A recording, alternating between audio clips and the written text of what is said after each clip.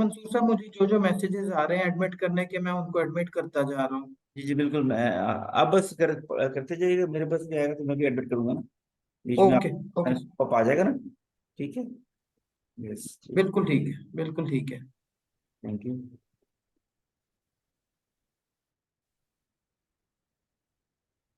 ठीक है। Welcome to the certified human source professional course. जैसा कि आप लोगों ने आउटलाइन देख ली होगी, today we gonna talk about industrial relations. कुछ इंटरनेशनल पर्सपेक्टिव में हम बात करेंगे, एंड कुछ जो है वो पाकिस्तान के कॉन्टेक्स्ट में बात करेंगे, लेकिन प्राइमरीली मेरा फोकस ये होगा कि पहले पाकिस्तान के कॉन्टेक्स्ट से स्टार्ट करूं, and then will take it to the international perspective और उसका भी आप लोगों को फ्लेवर दूं। मैंने कुछ मैं इसमें वीडियोस रखी हुई हैं। वीडियोस थोड़ी लेंथी हैं, मैं इस वजह से शायद मैं पूरी जो है ना वो इसमें प्रोग्राम में रन नहीं करूंगा। But when I share the presentation I share the videos as well, so you can get them from Mansoor साहब और miss Farah.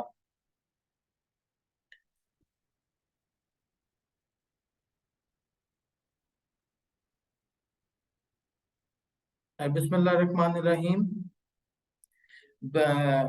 This would be an interactive session, and I believe कि आप लोगों ने पहले भी इस चीज़ का फ्लेवर कुछ ले लिया होगा, कि how it goes about, and how at the end of the session we get your opinion and how the industrial relations, specifically today's topic,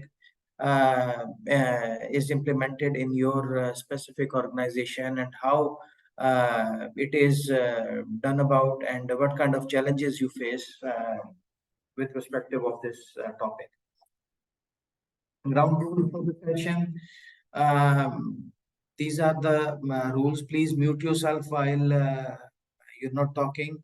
But whenever you want to participate, you can unmute yourself and participate. And everyone, please turn on your videos. And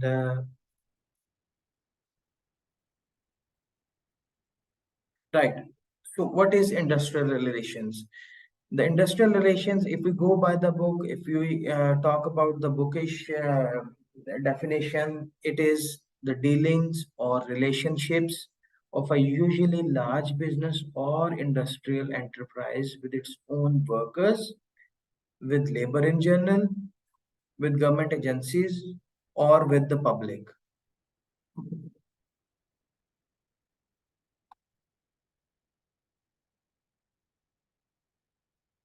So, what is industrial relationship? A definition by ILO. I believe all of you are familiar with ILO. It is the International Labour Organization, which governs all the industrial relations all over the world. So, ILO states that industrial relations deal with either the relationships between the state and employers and workers' organization, or the relationships between the occupational organizations themselves. We'll kick off from industrial relations in Pakistan. Uske liye that is very, very, very important that we get an insight into the history of Pakistan, and how the effect of privatization, and then martial law, and the change in government, and the economic instability contributed to the industrial relations of Pakistan.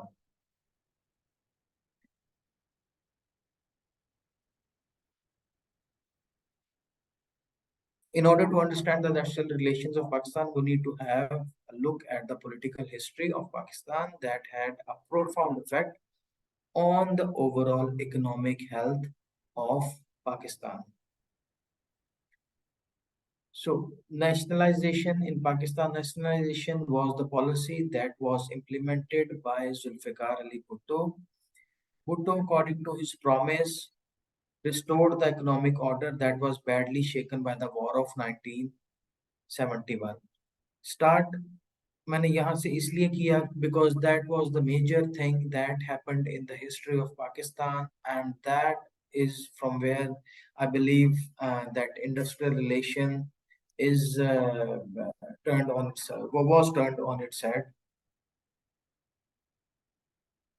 So, what is nationalization? Nationalization is the term used when the government takes the control of anything that was owned private previously. And it is not something that has happened just in Pakistan, it has happened in many other countries of the world. It is sort of uh, uh, कह सकते हैं कि बिल्कुल जो है ना वो different wavelength है किसी भी कंट्री को चलाने की in layman language if you talk so nationalisation is कि हर चीज जो है ना वो गवर्नमेंट ओन्ड हो और the basic promise of this is कि हर बंदे को जो है ना वो इक्वली जो है ना वो वेल्थ में कंट्रीब्यूशन मिले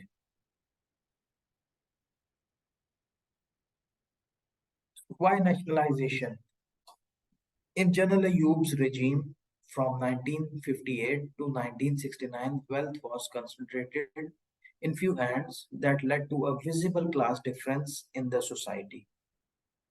Furthermore, it created hatred for the upper class among the masses. Bhutto tried to overcome this situation by nationalization.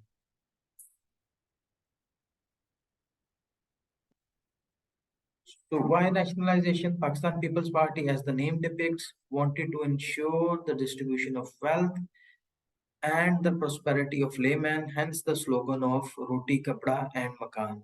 I believe a lot of you have already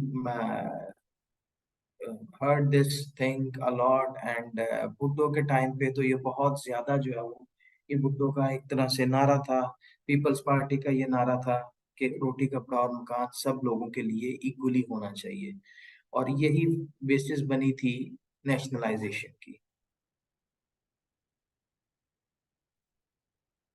So what happened during the nationalization? After 2 months of Bhutto's resuming office under the Economic Reforms Order that was passed in January 1972, the government took over 32 industries from the private sector. We're not talking about 32 companies, we're talking about 32 different industries.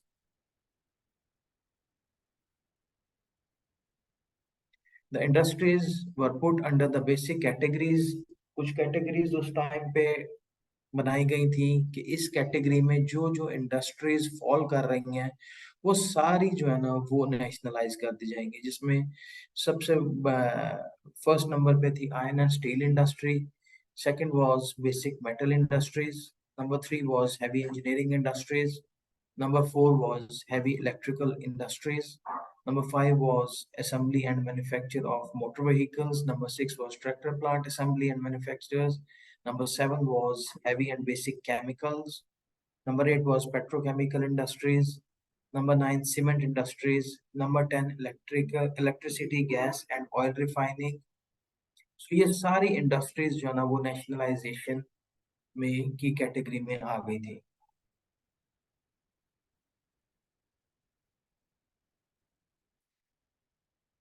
इस तरह नहीं था कि एक दफा ही सारा कुछ जो है वो नेशनलाइज कर दिया गया था उसमें कुछ जो है ना वो इंडस्ट्रीज जो है वो पहले की गई थी कुछ उसके बाद की गई थी सो ये if I am not wrong ये थ्री डिफरेंट फेजेस में जो है ना वो नेशनलाइजेशन की गई थी and the first step towards the policy of nationalisation in सितंबर 1973 26 की यूनिट्स वर नेशनलाइज्ड. जैसा कि आप लिस्ट में देख भी सकते हैं कि ये सारे से कोई भी नहीं थे कि जो है ना वो कोई स्मॉलर बहुत छोटी छोटी जो है ना फैक्ट्रियां जो है वो की गई हो लेकिन सारे बड़े यूनिट्स जो है ना वो इंटरनेशनलाइज कर दिए गए थे.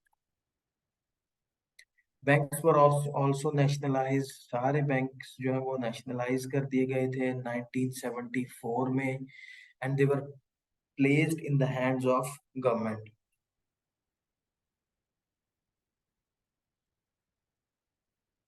In 1976, the 300 small units of cotton ginning, rice husking, flour milling were also taken in control.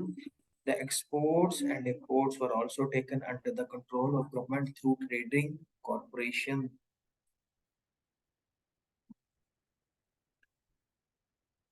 अब इजियर सेड देन डन, किया तो ये गया था कि नेशनलाइज सब कुछ कर दिया गया था, but I would also like to like you guys to participate के how would you feel कि अगर आप एक इंडस्ट्रियलिस्ट हैं and you started from scratch and you built the whole of your company और profitable बनाया, exports भी उसकी start की आपने, और एक तरह से आपका फैमिली ओन्ड बिजनेस है and you are making good money from it, so how would you feel कि अगर सर्टेनली वो जो है ना वो आपसे ले ली जाए और नेशनलाइज कर दी जाए, गवर्नमेंट के अंडर दे दी जाए और आपको उतना ही पार्ट दिया जाए जितना के बाकी सबको मिल रहा है, so how would you guys feel? Anyone?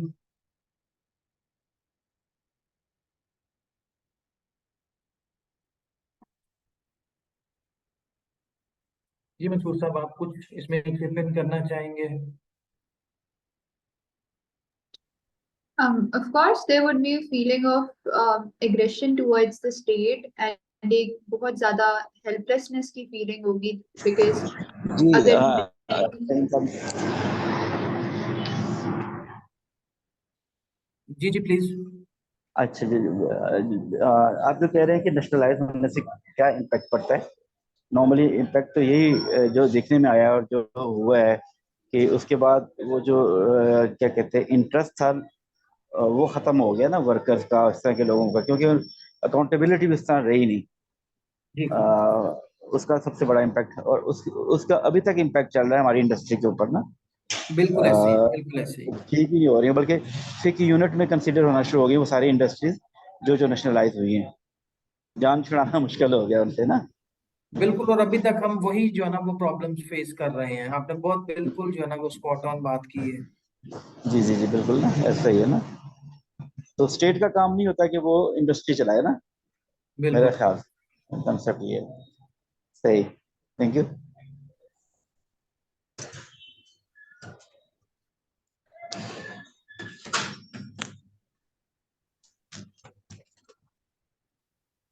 G. Flaws of nationalization. The policy of nationalization started by Bhutto had many defects. It caused a great damage to the private sector. Investments in the private sector was almost finished. Hence, after the military coup in 1988, Chief Martial Law Administrator denationalized the industries. सो जिस तरह मंसूर साहब ने identify किया कि government का काम नहीं होता इंडस्ट्री को चलाना, सो व्हाट हैपेंड कि जब इंडस्ट्री सारी जो है ना वो गवर्नमेंट के पास हो गई और सारे जो है उसी की यूनिट्स हो गए, तो कोई भी इन्वेस्टमेंट, फॉरेन इन्वेस्टमेंट हो या कंट्री के अंदर से इन्वेस्टमेंट हो, वो आना बंद हो गई। लोगों ने इंडस्ट्री में जो है ना वो इन्वेस्ट करना बंद कर दिया, बिकॉज फायदा कोई नहीं था कि आप इतना ज्यादा इंडस्ट्री में अगर इन्वेस्टमेंट कर रहे हैं और आपको उसका शेयर भी कुछ नहीं मिल रहा है और वो सारा जो है ना वो गवर्नमेंट के पास ही जा रहा है, उसकी ठीक तरह से अकाउंटेबिलिटी भी नहीं है, so why would you invest? Nobody would like to invest. Foreign हो या नेशनल इन्वेस्टर हो, कोई भी इन्वेस्ट नहीं करेगा उसमें। उसका इफेक्ट ये हुआ 19 फॉलोइंग दैट थिंग, 1988 में इसको डिनेशनलाइज किया गया। एंड अगेन ये भी फेज वाइज प्रोसेस था। डिनेशनलाइज जो है वो पहले कुछ इंडस्ट्रीज हुई, फिर बाद में नेक्स्ट फेज में कुछ इंडस्ट्रीज हुई, फिर बैंक्स वर द लास्ट के जिनको डिनेशनलाइज किया गया।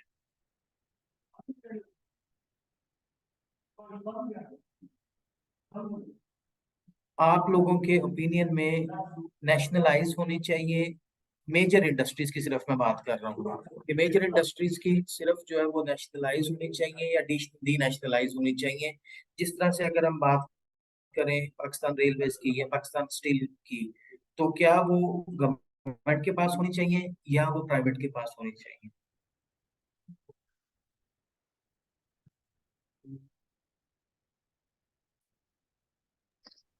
I would like to speak on that. I would say कि although nationalized तो नहीं होनी चाहिए because it we have applied that and it has proven to be wrong. But अगर हम उनको प्राइवेटाइज भी करते हैं तो कोई सेंस ऑफ अकाउंटेबिलिटी होनी चाहिए जिसके थ्रू जो प्राइवेट ओनर्स हैं वो बाइंडेड हो गवर्नमेंट के कॉन्ट्रैक्ट में। सो एक साइड बाय साइड दोनों को लेके चलना चाहिए, पूरी तरह से गवर्नमेंट के पास तो हरगिज नहीं होनी चाहिए, बट प्राइवेट ओनरशिप्स में भी कोई चेक एंड बैलेंस जरूर होना चाहिए। जी मैं काइंडली बिल्कुल ठीक इस चीज है। के अंदर ना थोड़ा सा, मुझे थोड़ा सा इसके ऊपर इशू है, क्योंकि आपने देख लिया, आपने पाकिस्तान इंटरनेशनल एयरलाइंस को प्राइवेटाइज किया तो उसके क्या हालात हो गए थे। तो मेरा ख्याल से दोनों जो है इन फेवर में नहीं, गवर्नमेंट की फेवर में नहीं, प्राइवेटाइज भी नहीं, लेकिन फिर भी जो है गवर्नमेंट अगर अपने पास रखे तो फिर भी कोई ना कोई चेक एंड बैलेंस होगा इन चीजों के ऊपर। अदरवाइज प्राइवेटाइज्ड होगी तो आपके सामने ये इन्होंने पीआई का क्या हाल किया है, फिर पाकिस्तान रेलवेज का आप देख लें क्या हाल हुआ था। तो जब तक गवर्नमेंट इनके ऊपर थोड़ा बहुत चेक एंड बैलेंस नहीं रखेगी तो बिल्कुल ही हाथ से निकल जाएंगे। कि दोनों स्कूल ऑफ थॉट बड़े कंट्रास्टिंग हैं, बड़े इंटरेस्टिंग हैं। आई बिलीव कि कुछ इंडस्ट्रीज ऐसी होनी चाहिए कि जो मिलके चलानी चाहिए, और कुछ इंडस्ट्री ऐसी होनी चाहिए कि कंप्लीटली जो है ना वो प्राइवेटाइज होनी चाहिए। सो आई डोंट थिंक कि गवर्नमेंट का कंप्लीट जो है ना वो इस चीज में रोल होना चाहिए कि वो इंडस्ट्री ही चलाए। वो गवर्नमेंट का रोल इसमें ज्यादा सब्सटैंशियल होता है कि गवर्नमेंट जो है वो गवर्नमेंट को चलाए, किसी मुल्क पे हुकूमत करे और वो उसी को रन करे। किसी और का इसमें कोई पॉइंट ऑफ व्यू? सर मैं एक चीज़ ऐड करना चाहूँगी, गवर्नमेंट जो है वो स्टेट ओनर होती है and industry is a completely different thing.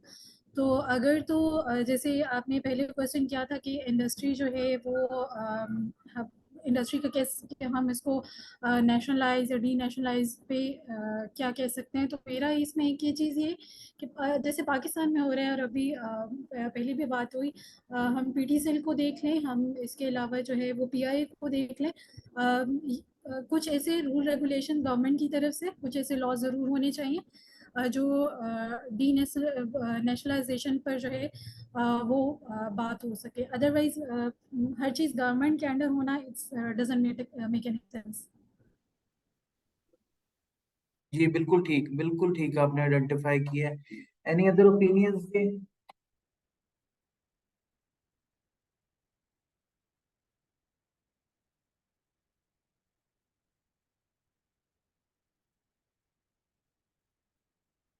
ठीक है, आगे चलते हैं जी।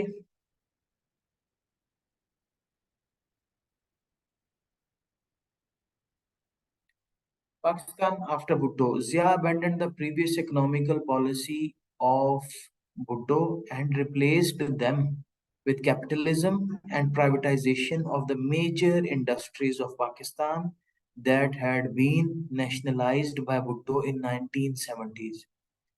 During his regime, the Pakistan economy became the fastest growing economies in South Asia because obviously सबको नजर आ रहा था कि जो भी हम अमाउंट चिप इन करेंगे वो हमें जो है वो उतना ज्यादा जो है ना वो इन्फ्लेट होके रिटर्न मिलेगा, और ऐसा नहीं होगा कि जिस तरह से नेशनलाइजेशन के टाइम पे हमें जो है वो उतना ही मिलना है जितना बाकी सारी नेशन को मिलना है, तो ऐसे नहीं था। सो इंडस्ट्री जो है ना वो उस टाइम पे पाकिस्तान की काफी बूम की।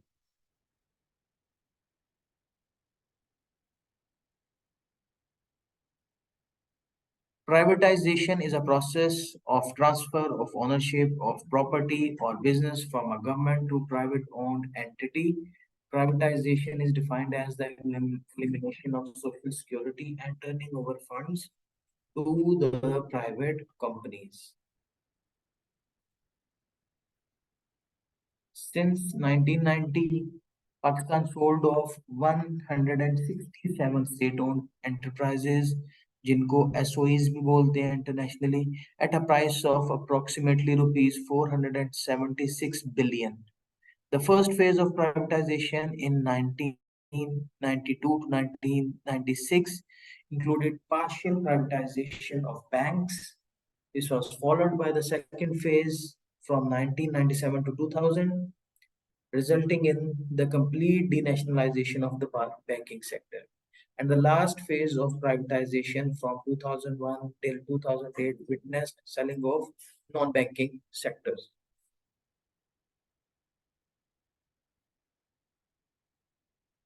किसी ने कभी एनबीपी में जाके कोई एक्सपीरियंस किया है? कैसा बैंक है?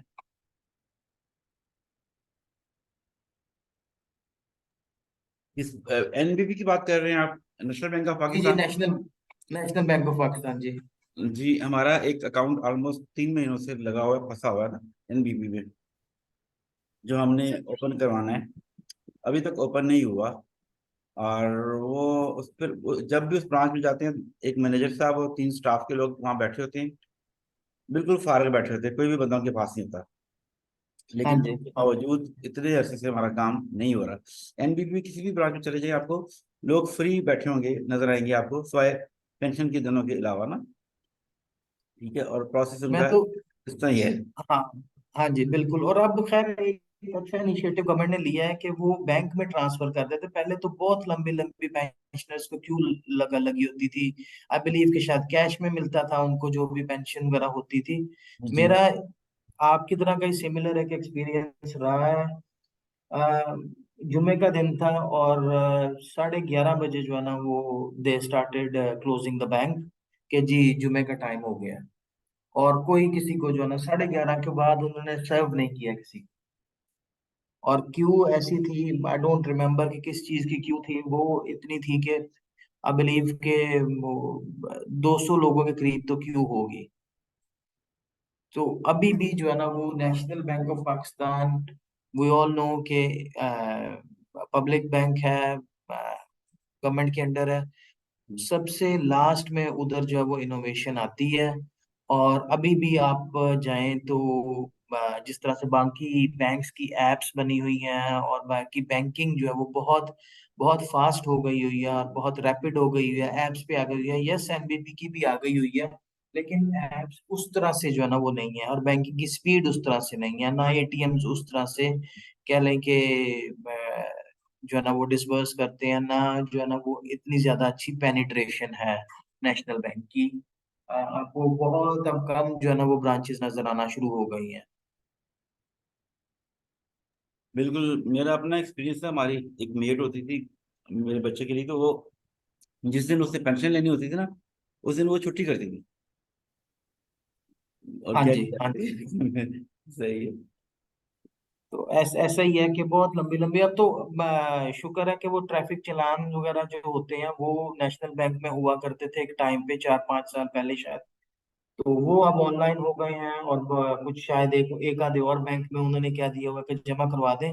वरना तो वो बहुत बहुत लंबी क्यूज होती थी, और किसी का खुदा ना खास्ता चालान हो जाता था तो उसको तो पूरा डे जॉब से ऑफ लेना पड़ता था कि वो 4-5 घंटे लग के लाइन में चालान जमा कराए, फिर उसकी जो है वो रसीद लेके जाए पुलिस स्टेशन, और वहां से जो है ना वो अपना जो भी डॉक्यूमेंट उधर दिया हुआ है वो वापस ले। सर मैं यहाँ पे एक चीज़ ऐड करूँगी, मैंने नेशनल बैंक से इंटर्नशिप की थी एंड उनके एचआर डिपार्टमेंट का जो मैंने वहाँ उस टाइम पर देखा था तो बहुत बुरा हाल था सर। वहाँ पे तो सिर्फ डॉक्यूमेंट्स होते थे और डॉक्यूमेंट्स में बैठे हुए एक सर होते थे, बस और कुछ भी नहीं होता था। और नेशनल बैंक में इंटर्नशिप में मुझे नहीं लगता कि मैंने कुछ भी सीखा था। वहाँ तो लोग आते थे सुबह में और शाम में, दोपहर में वो चले जाते थे, वो क्या करते थे किसी को नहीं पता होता था। जी बिल्कुल ऐसे ही है। और जिस तरह मंसूर साहब ने भी कहा कि कोई अकाउंटेबिलिटी नहीं है, कोई पता नहीं है कि क्या बंदा कर रहा है, और सारा दिन जो है ना वो लोग फारिग भी बैठे रहते हैं। So that is one of the drawbacks of nationalisation. Moving forward जी, industrial relations in Pakistan. If we talk about contemporary data, it suggests that we have more than 7,096 trade unions which are registered, but most of them are unregulated and do not comply with the labor laws of Pakistan. Pakistan की labour का ये dilemma बहुत बड़ा है, since we are an agriculture country. हमारी agriculture में labour की सबसे ज्यादा डेंसिटी है, लेकिन वो बहुत बड़ी जो है ना वो हमारी अनरेगुलेटेड जो है ना वो फील्ड है। और ऐसा सेगमेंट है कि जिसमें कोई भी जो है ना वो पता नहीं है कि कितने वर्कर्स कहीं पे काम कर रहे हैं, कितने आवर्स काम कर रहे हैं, क्या उनको मिनिमम वेज दी जा रही है या नहीं दी जा रही, क्या ब्रेक्स उनकी क्या है, लेबर लॉज की बिल्कुल भी उसमें कंप्लायंस नहीं है। इस पे हम आगे जाकर थोड़ा सा बात करेंगे जब मैं आप लोगों को कुछ और जो है ना फिगर्स दिखाऊंगा और कुछ और डाटा आप लोगों के साथ शेयर करूंगा। Organized workers in the informal sector, including but not limited to agriculture and domestic unionization in the formal economy as a whole, remain minimal. Despite that, trade union in Pakistan has experienced a gradual growth over the year. हमारी unionised workforce की अगर बात करें तो the most recent data of December 2016 का, ये जो हमारे पास जो सबसे लेटेस्ट डाटा है वो अवेलेबल है दिसंबर 2016 का। It depicts that the total unionized workforce at the end of 2016 stood at 1414160। सो ये जो है ना हमारे पास फिगर्स थे कि 1.4 मिलियन के करीब जो है ना वो हम यूनियनाइज्ड वर्कफोर्स पे खड़े हैं। आप लोग इमेजिन कर सकते हैं, इसके अगेंस्ट मैंने आपके पास दिखाए हैं कि कितनी लेबर है हमारे पास। सो अगर हम सिर्फ जो है वो पंजाब की बात करें तो वो 36 मिलियन पे स्टैंड कर रही है, और उसमें से सिर्फ जो है वो आप देखें कि सारों का अगर हम कंबाइंड करें तो 1.4 मिलियन आता है। टोटल पाकिस्तान की अगर हम बात करें कि लेबर कितनी है तो वो है 61 मिलियन के करीब है, और उसमें से सिर्फ 1.4 मिलियन जो है वो हमारी जो है यूनियनाइज्ड है। सो ये आपको एक अलार्मिंग पिक्चर देती है कि जितनी भी हमारी वर्कफोर्स है उसमें बहुत बहुत मिनिमल जो है ना वो पार्टिसिपेशन है। Though the numbers are gradually increasing, लेकिन फिर भी बहुत बड़ा गैप है वर्कफोर्स यूनियनाइज्ड होने में। यूनियनाइज्ड होने से क्या होता है कि वो रेगुलेटेड हो जाती है।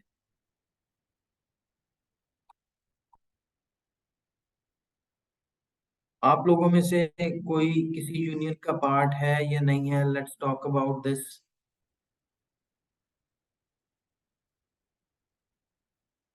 काइंडली थोड़ा सा ट्रेड यूनियंस को एक्सप्लेन कर दें, बिकॉज इसका meaning is not clear to a non technical person. ठीक है, मैं कह देता हूँ। I'll just after this thing I'll brief about the trade unions.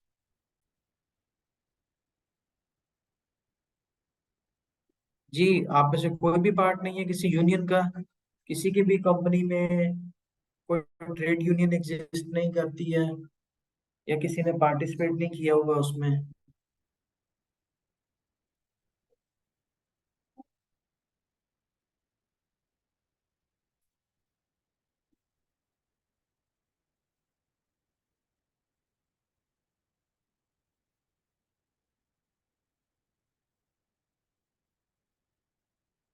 अच्छा, ट्रेड यूनियन होते हैं कि पार्टिसिपेशन होती है कि यूनियन की रिप्रेजेंटेशन होती है ऑर्गेनाइजेशन में। वो और किसको रिप्रेजेंट करती है? वो आपके वर्क फोर्स को रिप्रेजेंट करती है। अगर हम बात करें कि इनकी एग्जिस्टेंस का पर्पस क्या होता है, सो उनकी एग्जिस्टेंस का पर्पस ये होता है कि वो कलेक्टिव बार्गेनिंग कर सकें और वर्कर्स के बिहाफ पे मैनेजमेंट के साथ मिलके एग्रीमेंट कर सकें और किसी जो है ना वर्कर की रिप्रेजेंटेशन कर सकें। ऐसे कहीं पे भी नहीं होता, या प्रैक्टिकली इट्स नॉट पॉसिबल कि अगर मैनेजमेंट ने बात करनी है तो वो सारे वर्कर्स को एक जगह इकट्ठा करके बात करे।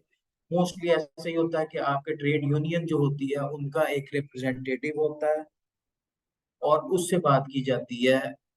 ट्रेड यूनियंस की अगर इन डेप्थ बात करें तो हर ट्रेड यूनियन का एक जो है वो स्ट्रक्चर जो है वो डिफाइंड है कि ट्रेड यूनियन में उसका प्रेसिडेंट होना चाहिए, फिर आपका जो है ना वो उसमें सेक्रेटरी होना चाहिए, कोई स्पोक्स पर्सन है तो वो किस तरह का होना चाहिए। तो ये एक अलग से बिल्कुल जो है ना वो क्या लें कि टॉपिक इसमें आ जाता है, और वो ट्रेड यूनियंस के लिए वो बहुत जो है ना वो इन डेप्थ जो है ना वो लॉ हमारे लेबर लॉज का पार्ट है। अगर हम बात करें यूनियनाइजेशन एट प्रोविंशियल लेवल, कि कितनी यूनियन एग्जिस्ट करती हैं हर प्रोविंस में, तो पंजाब में देखें तो 2342, केपीके में 366, सिंध में सबसे ज्यादा जो है वो ट्रेड यूनियन एग्जिस्ट करती हैं विच इज 3924, और बलूचिस्तान में एग्जिस्ट करती हैं ओनली 63।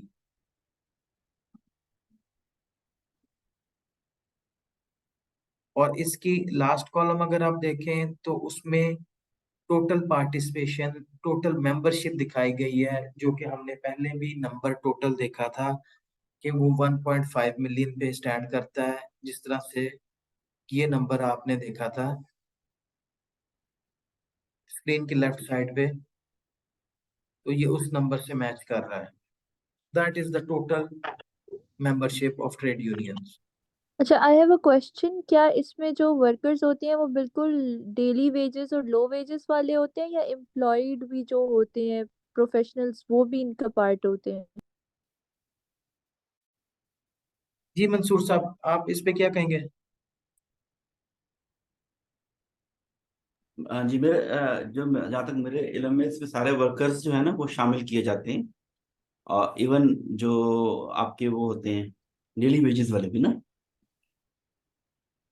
अच्छा, मैं if I am not wrong in understanding your question, आप का क्वेश्चन ये था कि लेबर में क्या जो है ऑफिस में काम करने वाले लोग भी आते हैं या डेली वेजेस होते हैं? तो लेबर में सबसे पहले अगर आपने इस चीज को देखना है तो लेबर की डेफिनेशन जो है वो देखनी हमें चाह होती है। उसमें फैक्ट्रीज एक्ट में लेबर की डेफिनेशन थोड़ी सी डिफरेंट है। इसके अलावा शॉप्स एंड एस्टेब्लिशमेंट में थोड़ी सी लेबर की डेफिनेशन अलहदा से है। तो उसके अकॉर्डिंगली जो है ना वो हम डिफाइन पहले करते हैं कि क्या हम जो है वो किस में आते हैं, क्या हम जो है वो फैक्ट्रीज एक्ट के अंडर फॉल करते हैं या हम शॉप्स एंड एस्टेब्लिशमेंट के अंडर फॉल करते हैं। तो उसके बाद जो है ना वो आपने डेफिनेशन देखनी होती है, और उसके बाद जो है ना आप देख सकते हैं कि क्या इधर कौन कौन से लोग हैं उस डेफिनेशन पे पूरे उतरते हैं, और वो लोग जो है ना वो उसका लेबर का पार्ट होते हैं, और वो लोग यूनियन बना सकते हैं। हर लॉ में आपकी क्लियर डिफरेंशिएशन है कि कौन से लोग जो है वो लेबर का पार्ट है और हो सकते हैं, इन कंट्रास्ट टू कौन लोग जो है वो लेबर का पार्ट नहीं है। हमारे यहाँ पे आई बिलीव मंसूर साहब मेरे से एग्री करेंगे, हमारे यहाँ पे लेबर लॉज हैं, we don't have employment law. So ये चीज जो है ना बड़ी क्लियरली जो है ना वो आप लोगों को जो है ना वो हेल्प आउट करेगी अंडरस्टैंड करने में कि लेबर और एम्प्लॉय उसमें क्या डिफरेंस होता है। मैंने जिस तरह से मैंने लेबर लॉ भी पढ़ा है, मैंने यूके का एम्प्लॉयमेंट लॉ भी पढ़ा है। सो यूके में तो जितने भी एम्प्लॉयज हैं वो एम्प्लॉयमेंट लॉ के अंडर कवर होते हैं। लेकिन हमें यहाँ पे जिस तरह से मैंने पहले कहा कि लेबर देखना पड़ता है कि कौन सा बंदा लेबर है और कौन सा बंदा जो है वो लेबर नहीं है। अगर मैं अपनी बात करूं तो मैं उस डेफिनेशन पे शायद नहीं उतरता जो फैक्ट्रीज एक्ट में है, और शायद उस डेफिनेशन पे भी नहीं मैं पूरा उतरता जो शॉप्स एंड एस्टेब्लिशमेंट में है। सो मैं लेबर की कैटेगरी में फॉल नहीं करता। यही आप जानना चाह रही थी? जी बिल्कुल। और दूसरी बात, जो हमारी एग्जिस्टिंग जो यूनियंस हैं, मतलब उसमें भी सारे लोग जो हैं वो हम जैसे नहीं है, like we can not be a part of it. जो एग्जिस्टिंग अभी मेंबर्स हैं उनका डेटा क्या बताता है कि वो डेली वेजेस वाले ही होंगे फिर, लाइक यू सेड, कि हम जब उस डेफिनेशन पे पूरा नहीं उतरते तो? नहीं, सिर्फ डेली वेजेस वाले नहीं है, उसमें ऐसे भी हैं जो मंथली पे भी हैं, ठीक है, वीकली पे भी हैं।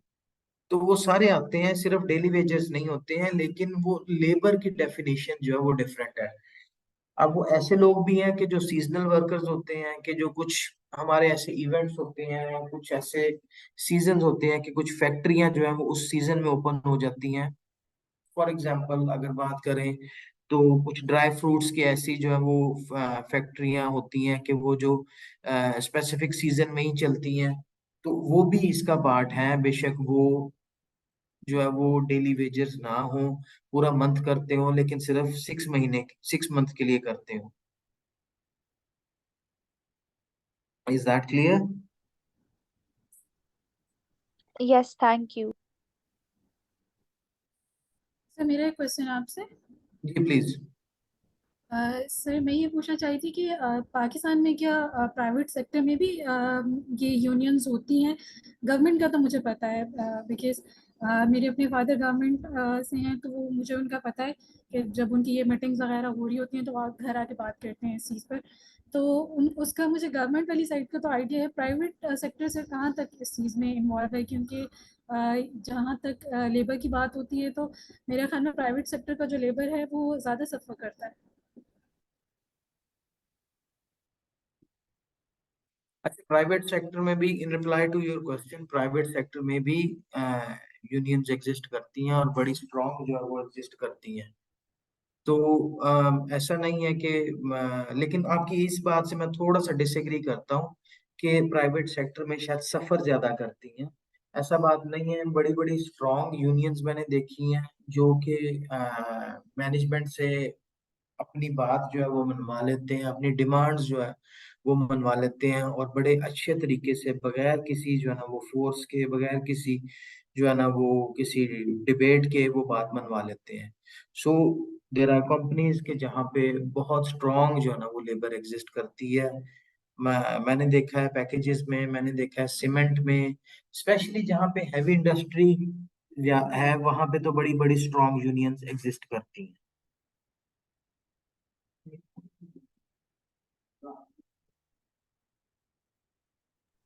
जी, किसी और का कोई क्वेश्चन हो?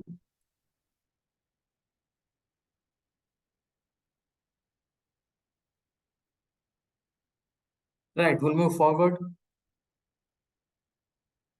यूनियन डेंसिटी की बात करते हैं।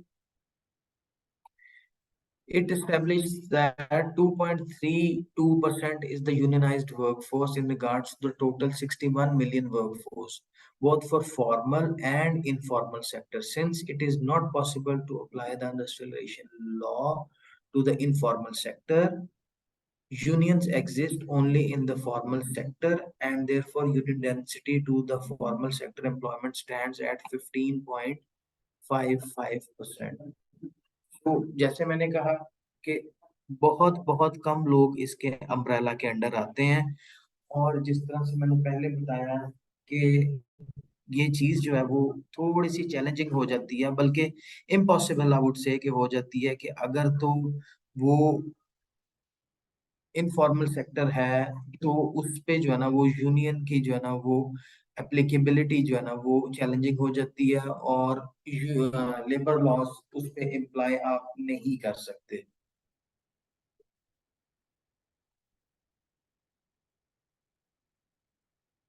Percentage of province wise unionised workforce की अगर बात करें तो परसेंटेजेस में देखें तो पंजाब में 1.37% है, सिंध में 3.45% है, केपीके में 0.80% है, और बलूचिस्तान में 0.49% है। तो अगर हम सबसे ज्यादा भी बात करें, सिंध की भी बात करें कि जहाँ पे सबसे ज्यादा परसेंटेज है यूनियनाइज्ड वर्कफोर्स की, तो वो भी रिलेटिवली बहुत बहुत कम है।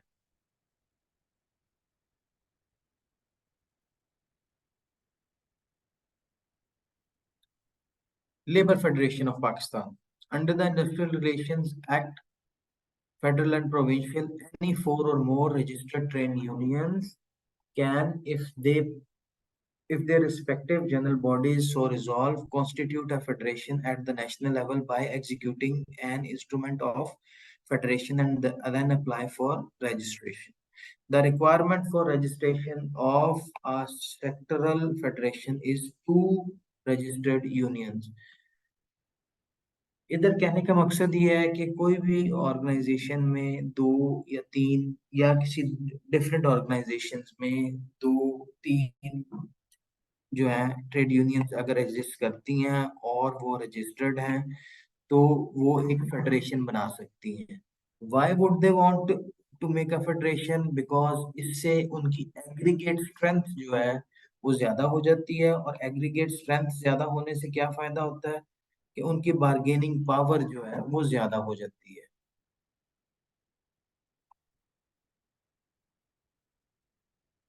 Labour federation and the memberships, अगर लेबर फेडरेशन की मेंबरशिप की बात करें तो मैं सबसे जो पाकिस्तान की टॉप 3 हैं वो उनकी मैं बात करूंगा। सबसे बड़ी जो है वो पाकिस्तान वर्कर्स फेडरेशन है, जिसकी मेंबरशिप 510280 पे स्टैंड करती है। मुत्तहिदा लेबर फेडरेशन जो है वो 44,000 पे स्टैंड करती है almost. And national labour federation जो है वो 42,210 पे स्टैंड करती है। अब नंबर ऑफ यूनियंस देखें तो पीडब्ल्यूएफ में 341 है, एमएलएफ में 134 है और एनएलएफ में 130 है।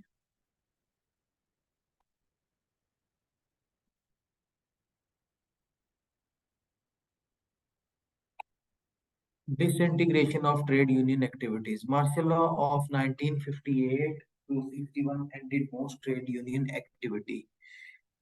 The government initiated free market capitalism. इससे ट्रेड यूनियंस ऑलमोस्ट फिनिश हो गई और ये बहुत बड़ा ट्रेड यूनियन के लिए सेटबैक था।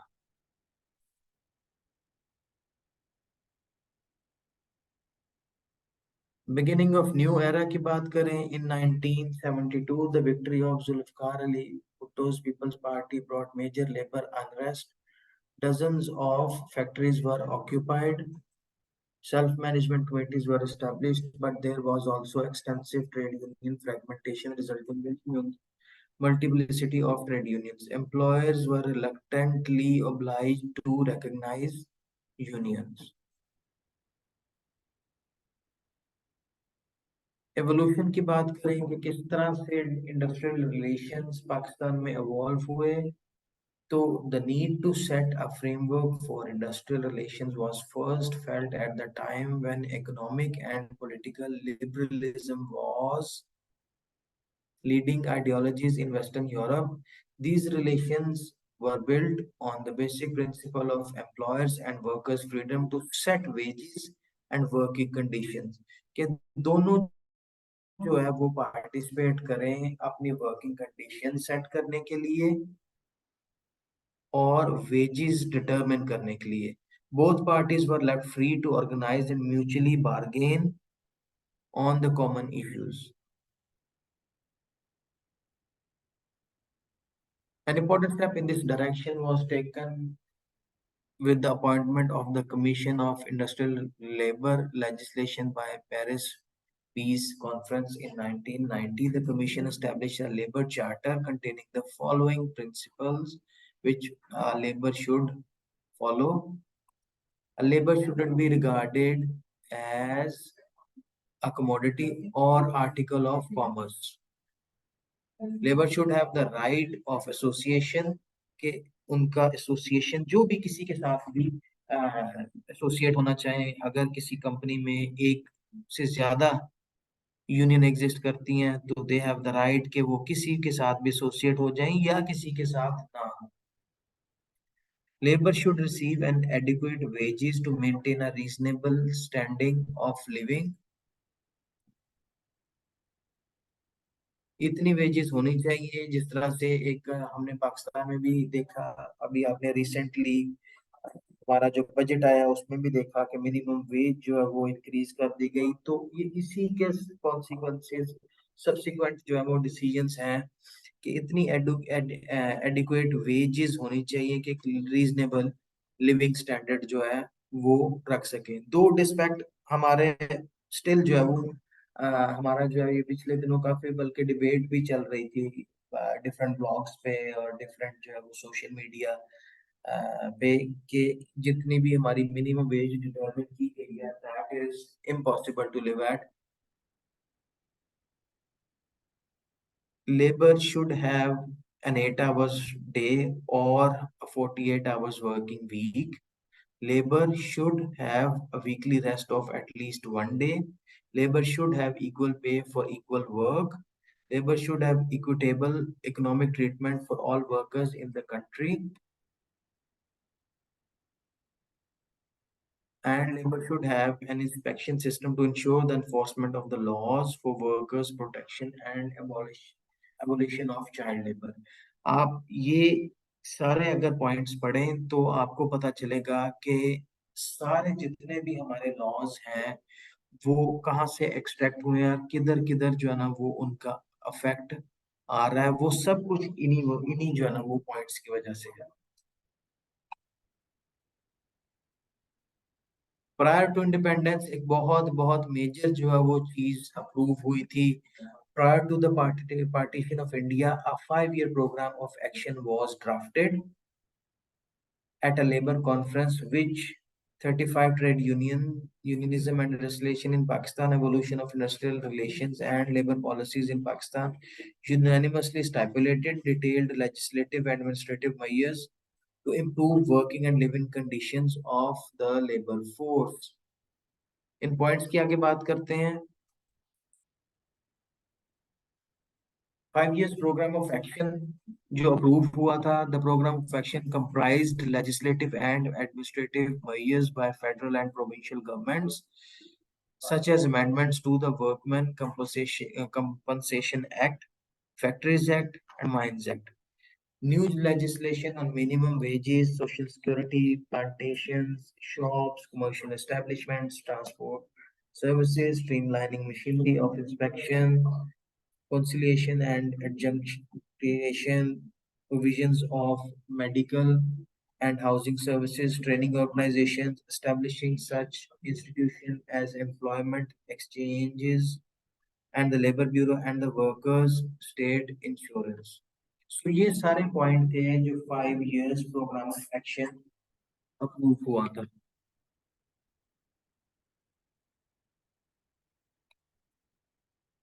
Independence and adoption of labour laws की बात करें, the government of Pakistan after independence adopted the trade union act 1926, industrial distribute act 1947 and host of other labor laws on the statutes in India.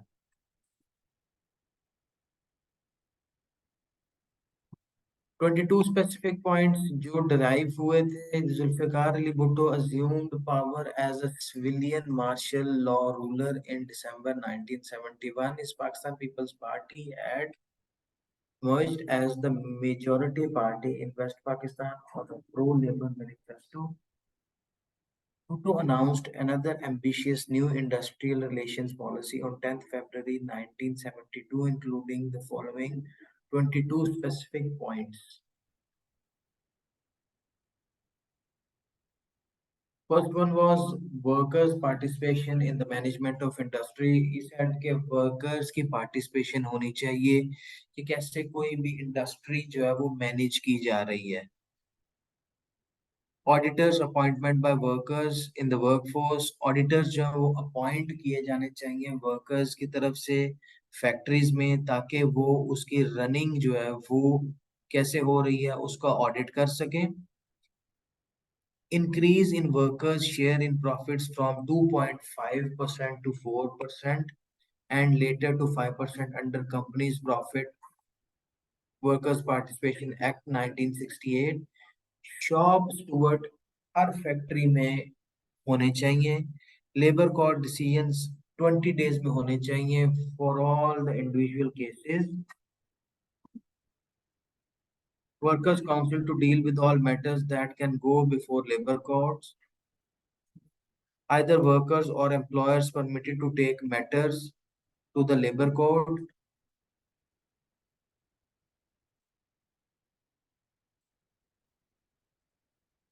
3 days strike notice to be considered sufficient. Lower supervisory levels in banks to be included in the definition of workman. Every retrenchment and termination order to state reasons in the writing कि कोई भी किसी को निकालना है, retrenchment करनी है, तो उसकी स्पेसिफिक रीजंस जो है वो आपने स्टेट करनी है टर्मिनेशन ऑर्डर में। बोनस पेमेंट्स जो है वो वर्कर्स को कंपलसरी होनी चाहिए और वो प्रॉफिट्स से लिंक्ड होनी चाहिए। पेमेंट ऑफ वेजेस एक्ट बनाया गया and west Pakistan industrial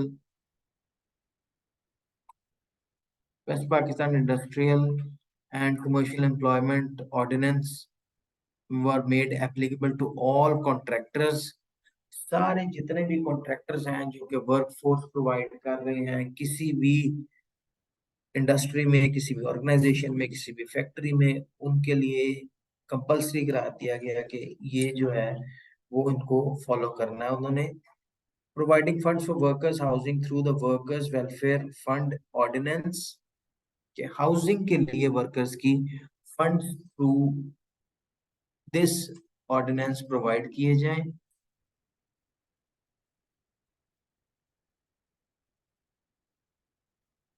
education up to the matriculation for one child per worker by the employer, हर वर्कर के एक बच्चे की मैट्रिक तक जो भी एजुकेशन पे एक्सपेंस आते हैं वो फैक्ट्री को देने चाहिए। Workers 2% social security scheme contribution dropped, employers contribution raised from 4% to 6%. Introduction of old age pension for workers, workers के लिए ओल्ड पेंशन जो है वो ओल्ड एज पेंशन जो है वो इंट्रोड्यूस की गई। कंपल्सरी ग्रुप इंश्योरेंस जो है वो अगेंस्ट डेथ या कोई भी इंजरी हो जाती है वो भी फॉर ऑफ ड्यूटी वर्कर्स ये भी किया गया। Extension of social security to domestic servants, ये भी इसमें किया गया। Division of safety measures and workmen's compensation against deaths and injured laws, safety measures की जो है वो रिवीजन की गई इसमें। Introduction of group incentive scheme and creating a quasi judicial body to promote genuine trade unionism, to help information of unions and federations, and to deal with victimization cases and unfair labor practices. Eventual linking of wages to prices, but no immediate increase in cash wages. So ये 22 specific points थे जो present किए गए।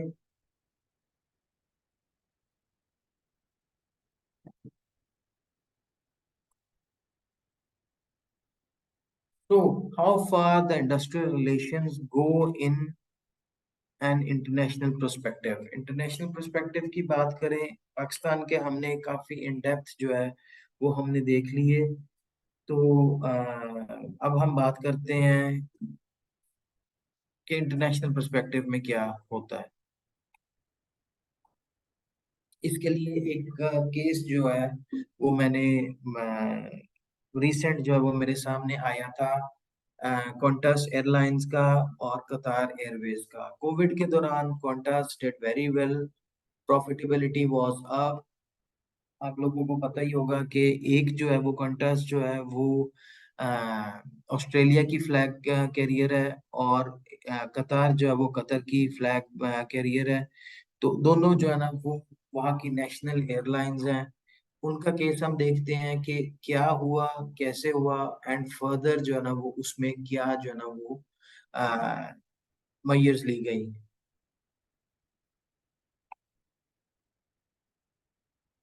Another big issue this week has been the ongoing saga of the. Another big issue this week has been the ongoing saga. सबको आवाज आ रही है इसकी वीडियो की? जी सर आ रही है, ऑडिबल है। Okay. Of the government standing in the way of Qatar Airways flying extra flights into Australia in a move that would have lowered the cost of flights for Australians, but in a move that seems to have been a protectionist measure for Qantas. And interestingly, Labor Party President Wayne Swan has also called for a review of the decision. Christy, what do you make of Mr Swan's call? Look, I think Wayne Swan's correct. I mean, he is still, I believe, the president of the Labor Party of Australia, and obviously the former treasurer who would have been front and centre of airline negotiations during his time. But the coalition, I feel, has missed the point here. This is not a protection racket around competitive traction of airlines coming into Australia. This is an industrial relations issue. Qantas went to the High Court a couple of months ago. That judgment is yet to be made. It started last October. They're trying to overrule a federal court decision which favoured the unions. There's about 29 to 30 unions operating at Qantas. It is controlled heavily by the TWU. The TWU is the union that the Industrial Relations Minister Tony Burke is aligned to. Tony Sheldon, who runs the Industrial Relations Committee, is a former TWU official. This is Qantas and the Labor Party making strange bedfellows of themselves in a deal from the Labor Party's perspective to protect union jobs and ensure that more competition coming against Qantas doesn't result in union job losses. And Qantas, for its part, has gone and painted 3 planes in the Yes campaign livery. And we're going to see a lot of quid pro quo between Qantas and the unions, and it's all around industrial relations. It's not competition at all. It's a TWU fight being actioned on behalf of Tony Burke, and Qantas is going to get some good things out of it if they play ball. It's a very cosy relationship. Good perspective. जी किसी को कुछ चीज समझ ना आई हो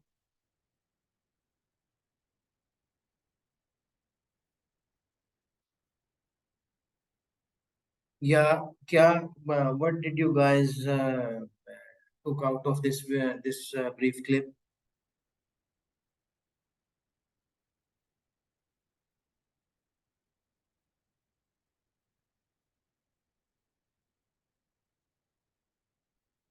अच्छा, इसको थोड़ा सा जो है ना वो हम डिटेल में स्टडी करते हैं। ये तो मैंने आपको एक जो है ना वो वन साइड आपको कॉइन की दिखा दी थी। हम इसको थोड़ा सा डिटेल में देखते हैं। एक और मेरे पास क्लिप है जो कि बड़ी अच्छी तरह इसको जो है ना वो ब्रीफ करता है कि how it is linked with the industrial relation. So it's very interesting. हमें अभी तक ये लग रहा था, या हमने जिस तरह से स्टडी किया था वो हमें ये लग रहा था कि ये लेबर के इर्द गिर्द जो है ना वो ज्यादा एनकम्पेस हो रहा होता है, और इसकी जो है वो इस तरह से जिस तरह से कंपटीशन कमीशन तक बात नहीं जाती है, या इसका जो है ना वो कह लें कि इतने बड़े स्केल पे जो है ना वो एप्लीकेबिलिटी नहीं होती है। लेकिन दिस केस प्रूव्ड कि इसकी कितनी जो है ना वो कितने बड़े ग्रेविटी क्या है इस इंडस्ट्रियल रिलेशंस की। सो वो हम इस क्लिप में देखते हैं।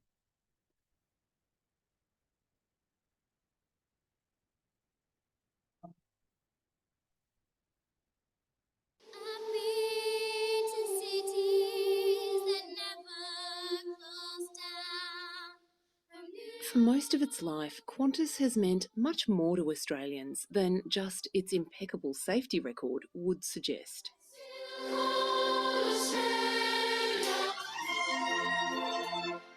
It's been a representation of something bigger, something about patriotism and pride. But the days when the ads had us weeping on the sofa have been replaced by something a bit more spiky. Hey bro, me and the boys had an idea for Mum's 60th.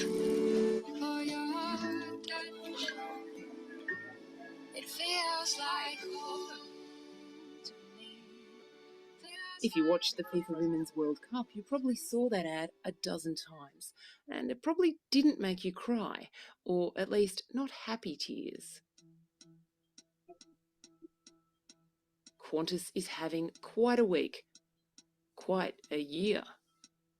A record profit of $2.5 billion. Airfares have been very expensive basically since the end of the pandemic. The question a lot of people will be asking is whether that's come at the cost of higher airfares, whether it's the public that's actually providing this profit to Qantas. Shareholders are thrilled, rival airlines are annoyed, and customers are cranky.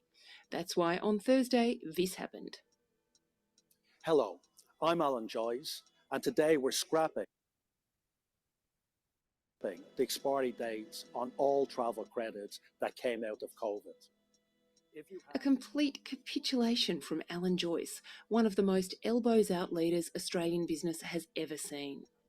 Qantas is offering cash refunds and unlimited credits on flights it cancelled during COVID. We're doing this because we've listened. We know the credit system was not as smooth as it should have been. And while we've improved it recently and extended the expiry date several times, people lost faith in the process.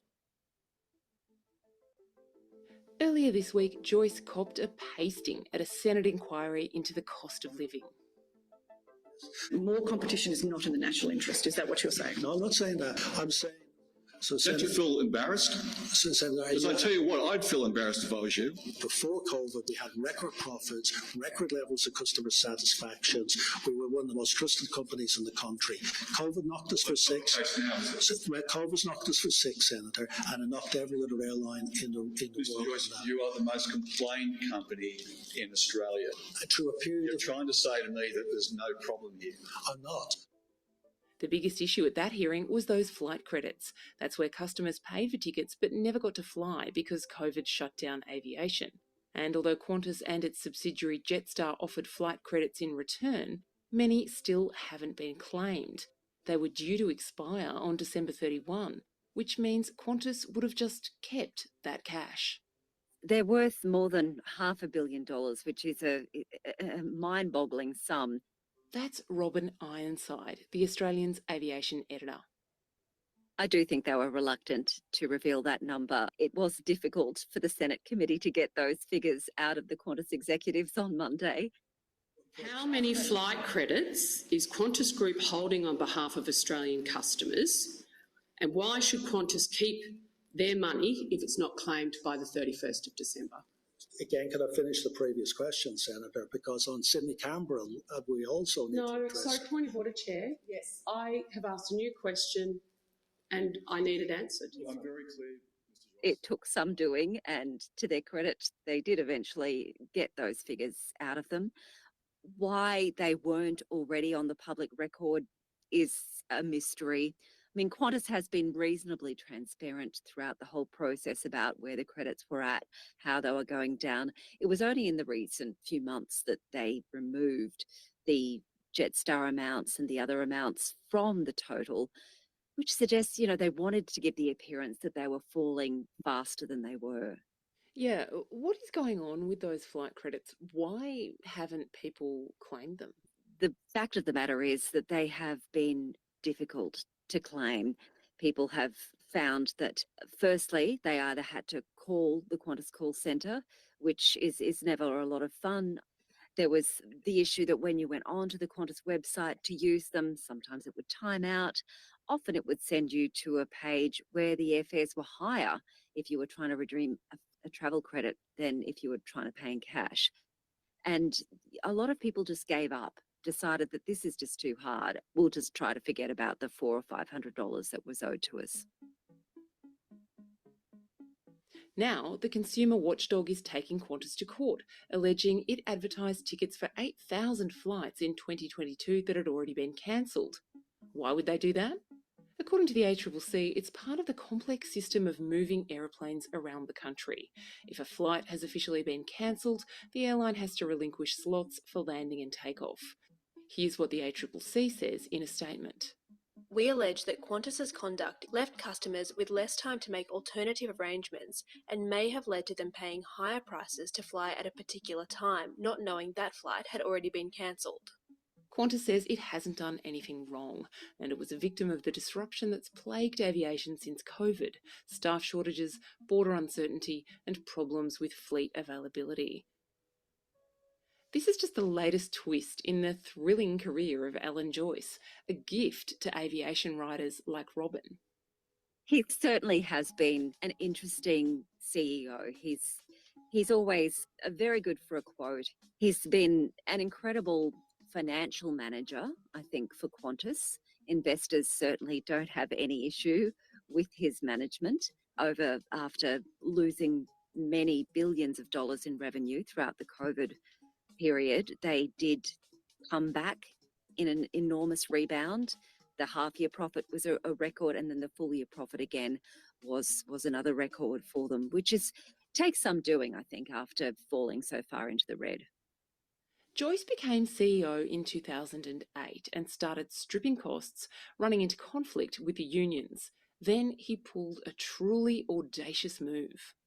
We have decided to ground the Qantas international and domestic fleets immediately. I repeat, we are grounding the Qantas fleet now.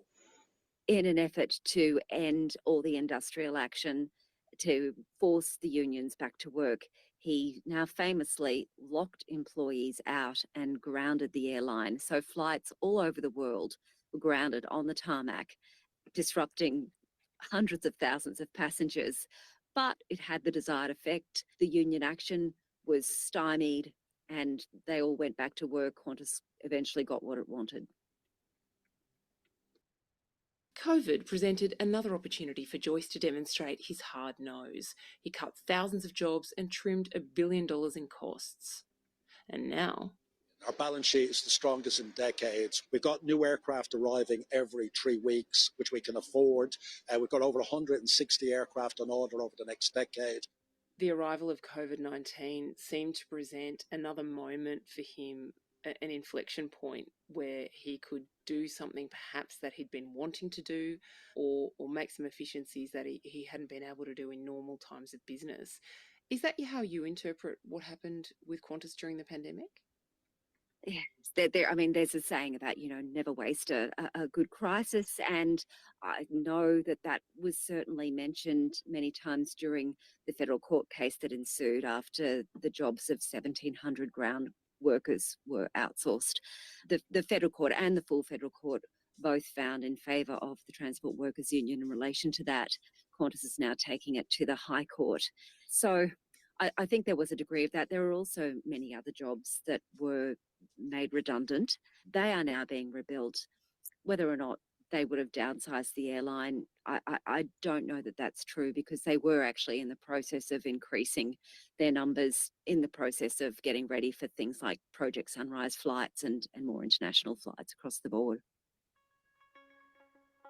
This is the destination, the journey of which began a long time ago. That's the Prime Minister standing beside Alan Joyce at the unveiling of 3 Qantas jets emblazoned with the giant word yes. It seemed like a happy day, but the opposition is sensing a sinister undertone, because the federal government has backed Qantas in a big way in its battle to dominate the skies. So this has become a political sore point for the government, and I think it brings into question the integrity of its decision-making process on this particular issue. Jo Kelly is our National Affairs Editor. There's a few things the government can do immediately.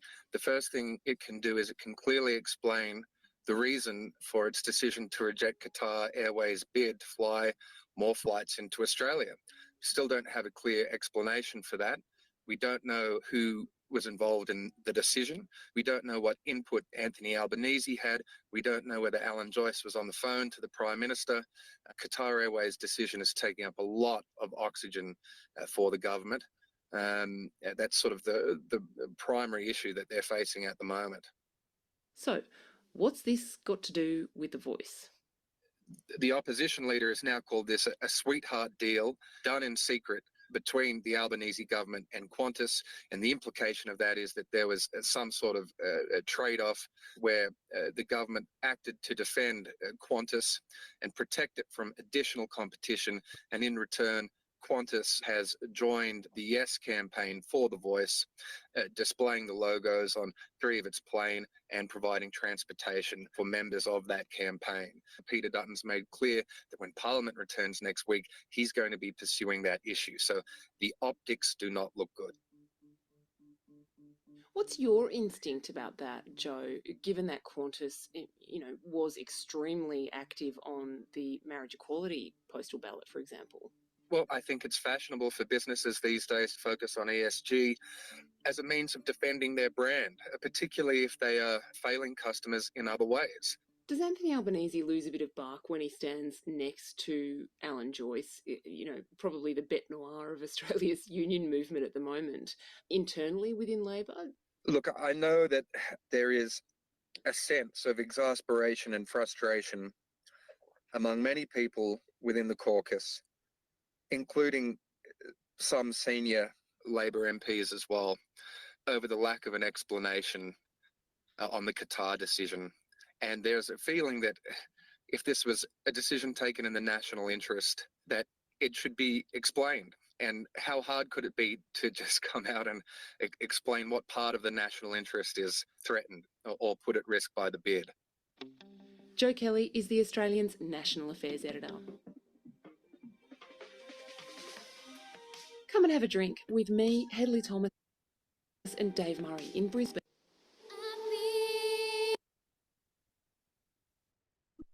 Ji, what did we gather from this? इसमें दो main issues जो है वो raise किए गए थे जो quanta से रिलेटेड है। तो क्या आप लोगों को समझ आया इससे?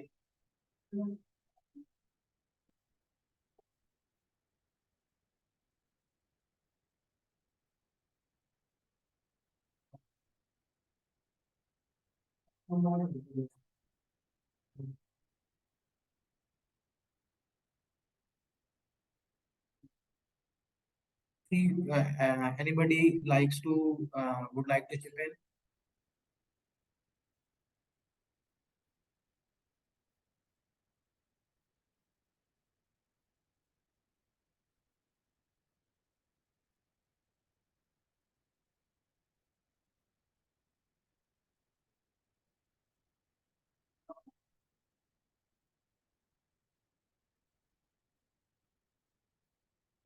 जी, कोई नहीं ओपिनियन?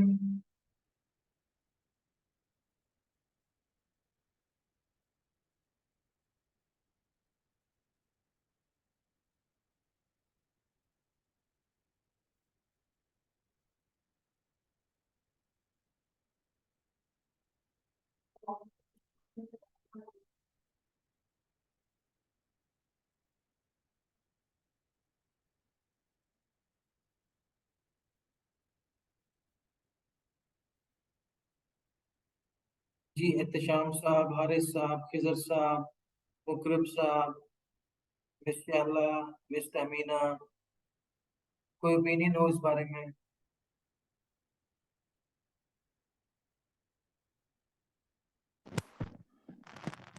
हेलो जी जी एहतशाम अहमद बोल रहा हूँ सर। जी जी ये सर एहतशाम। आप शेयर कर रहे हैं इंटरनेशनल एक्सपोजर के अकॉर्डिंग है, ये तो अंडर ILO होगा ये। जी बिल्कुल। तो कोई ऐसी रियल टाइम की एग्जांपल्स वगैरह या स्टोरीज जो हमारे डोमेस्टिक में हो और जो रियल टाइम इंडस्ट्री में प्रैक्टिस जिनकी हो रही हो, तो वो आई थिंक ऑडियंस के लिए भी ज़्यादा फ्रूटफुल होगा इंस्टेड ऑफ इंटरनेशनल एक आप केस स्टडी जो शेयर कर रहे हैं।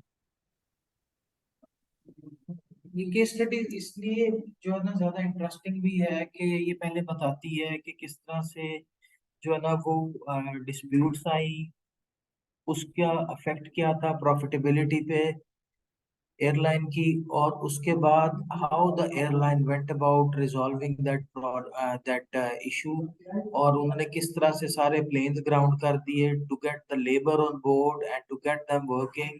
और उसके बाद जब कतार एयरलाइंस ने इस चीज का प्रपोजल दिया कि हम और ज्यादा राउट्स जो है वो इस ऑस्ट्रेलिया की तरफ ओपन करना चाहते हैं, इंटरसिटी भी और इंटर कंट्रीज भी, तो उसका क्या इफेक्ट हुआ और किस तरह से जो है ना वो रोका गया। और कंपटीशन कमीशन जो है वो उनको ये चीज जो है वो क्यों जो है वो पसंद नहीं आई, इसलिए पसंद नहीं आई कि उससे जो है वो कंपटीशन जो है वो कम होता है, बाहर से जो है ना वो फॉरेन इन्वेस्टमेंट जो है वो कंट्री में नहीं आ रही है, बाहर से एयरलाइंस जो है वो कंट्री में ऑपरेट नहीं कर रही हैं ज्यादा बड़े स्केल पे, और उसकी वजह से लोगों के पास चॉइस कम है, और लोगों को हायर फेयर्स देना पड़ते हैं क्वांटास के, एज कंपेयर टू अगर कतार एयरवेज आ जाती और वो ज्यादा रूट्स जो है वो ओपन कर देते, तो उनके लिए इकोनॉमीज ऑफ स्केल की बेसिस पे चीपर जो है ना वो फेयर्स ऑफर करना पॉसिबल हो जाता है। So that is the whole, कह लें कि whole point to take away from this case study.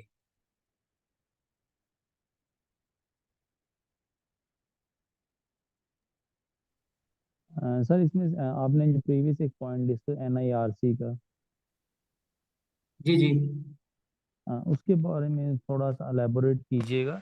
NIRC I think एक नेशनल लेवल पे है ना? हेलो। जी जी, मैं सुन रहा हूँ। जी सर, NIRC जो है वो फेडरल का सब्जेक्ट है ना? ये ये हर कंट्री में जो है ना वो एग्जिस्ट करता है डिफरेंट शेप्स एंड फॉर्म में। ये होता है नेशनल इंडस्ट्रियल रिलेशंस कमीशन। ये पाकिस्तान में भी एग्जिस्ट करता है, और जरूरी नहीं है कि हर कंट्री में इसी नाम से एग्जिस्ट करता है, वो ये डिफरेंट नामों से एग्जिस्ट करता है डिफरेंट कंट्रीज में। जी, लेकिन मैं पाकिस्तान के कॉन्टेक्स्ट में अगर बात करूं तो NIRC जो है वो फेडरल का सब्जेक्ट है, जबकि आफ्टर 18th अमेंडमेंट जो है इंडस्ट्री जो है वो प्रोविंसेस को हैंड ओवर कर दी गई। तो इनके दरमियान में किस तरह से ये एग्जिस्ट कर रहा है और इसकी क्या हार्मनी होगी विद द प्रोविंसेस, और अगर एक ग्रुप है उसकी जो यूनिट्स हैं वो मल्टीपल प्रोविंसेस के अंदर ऑपरेट हो रहे हैं, तो वो किस तरह से ट्रीट होंगे, इसके बारे में थोड़ा सा हाईलाइट कीजिएगा सर। ठीक है, ये आपकी बात बिल्कुल ठीक है कि ये प्रोविंशियल लेवल पे ऑपरेट करता है। ये डिफरेंट जो है ना वो स्टैंडिंग ऑर्डर्स और डिफरेंट इंडस्ट्रियल रिलेशन ऑर्डिनेंस को जो है ना वो इंश्योर करता है कि वो उनकी जो है ना वो कंप्लायंस हो रही है, और ये इम्प्लीमेंटेशन है इसमें। तो ये टोटल जो है ना वो इसकी कह लें कि इसका काम है इन लोगों का।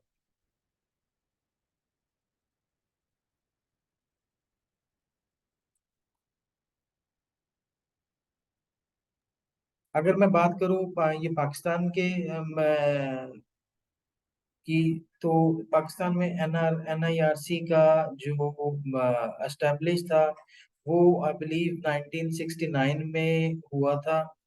और इसका जो है ना वो main mandate was to dealt with the issues of registration of industry wide trade unions and national level trade unions, and इसमें जो है ना फेडरेशंस भी कवर्ड हो रही थी।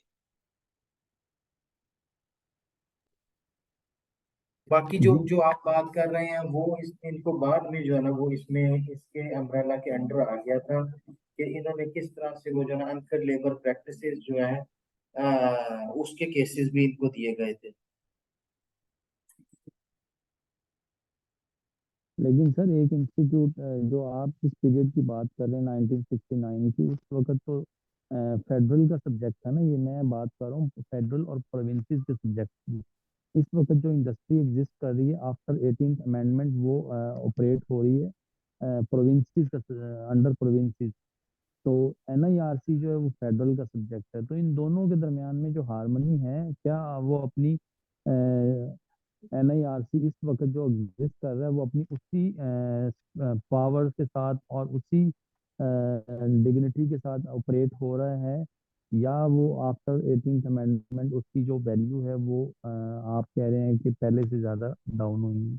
मैं इस चीज़ के बारे में क्लैरिटी लेना चाह रहा हूँ, इस वक्त वो कहाँ पे एग्जिस्ट कर रहा है? अच्छा, मेरी जो इसमें मेरा ओपिनियन मैं अपना दे सकता हूँ। इसमें एग्जैक्ट जो है ना वो आप कभी भी जो है ना वो पावर की किसी भी डिपार्टमेंट की या किसी भी जो है ना वो इंस्टीट्यूशन की आप उस तरह से बात नहीं कर सकते हैं सर्टेनिटी के साथ। हर किसी का डिफरेंट ओपिनियन होगा। मेरा ओपिनियन ये है कि पाकिस्तान में लॉज एग्जिस्ट करते हैं, हर चीज के लिए लॉ है हमारे पास। हमारे पास जो इशू सबसे ज्यादा आता है पाकिस्तान में, वो इशू आता है कंप्लायंस का, उनकी इम्प्लीमेंटेशन का, और ऑडिट का, कि हम उसका कितना ऑडिट करते हैं, उसकी कितनी कंप्लायंस होती है, इंडस्ट्री कोई भी हो उस लेवल पे, और कोई भी जो है ना वो कह लें कि किसी भी फैक्ट्री में। फॉर एग्जाम्पल, अगर मैं if I put myself into the shoes of any industrialist, तो मैं शायद कभी भी नहीं चाहूंगा कि मेरी कंपनी में या मेरी फैक्ट्री में ट्रेड यूनियंस जो है वो एग्जिस्ट करें, और वो मेरे साथ पावर शिफ्ट पे बात करें, पैसों पे बात करें, राइट्स की बात करें, वर्किंग कंडीशंस की बात करें, या कोई भी चीज हो। मैं जो है ना वो शायद जो मैं अगर मैं इंडस्ट्रियलिस्ट हूं तो मेरे जेन में ये चीज होगी कि मैं अपनी प्रॉफिटेबिलिटी मैक्सिमाइज करूं, लॉज से जितना भी बेयर मिनिमम जो है वो मैं कंप्लायंस कर सकता हूँ वो करूँ, लेकिन मुझे उससे ज्यादा जो है वो कुछ भी ना जाए जो है ना वो देना पड़े। और ट्रेड यूनियंस जो है वो दे हिस्टोरिकली अगर बात करें, they wanted more and more. So effectiveness जो है ना वो यहाँ से इस तरह से मैयर की जा सकती है।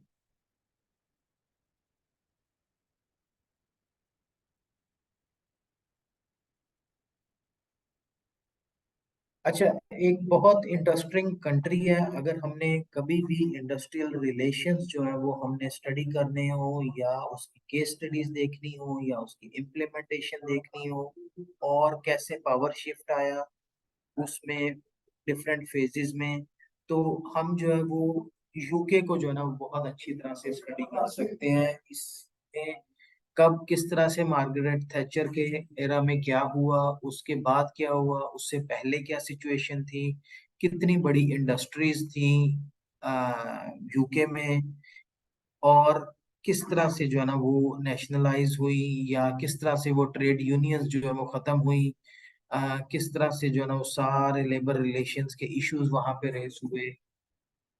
तो वो यूके जो है ना वो बहुत इंटरेस्टिंग जो है ना वो एग्जांपल हमारे सामने प्रेजेंट करता है। इसके लिए भी मैं आप लोगों को एक वीडियो जो है ना वो मैं दिखाना चाहूंगा।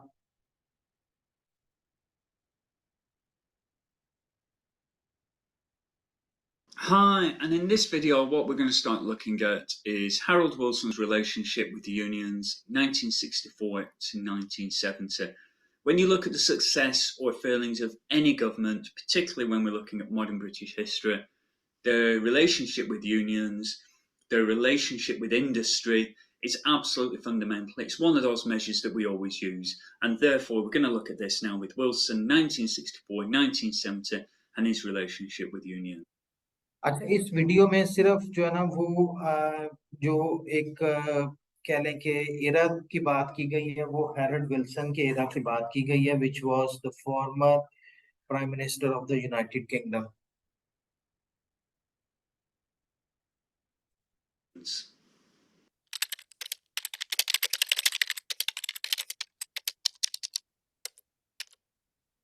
और ये वो एरा था कि जिसकी बात की जाएगी इस वीडियो क्लिप में। Okay, Wilson and his relationship with unions. The first thing I'm going to show you are statistics to give you an idea of the number of strike days lost during the time Harold Wilson is Prime Minister. So we're going through 1964 to 1970. I'm going to bring that slide up now. Now, hopefully you can see straight away that if we go all the way...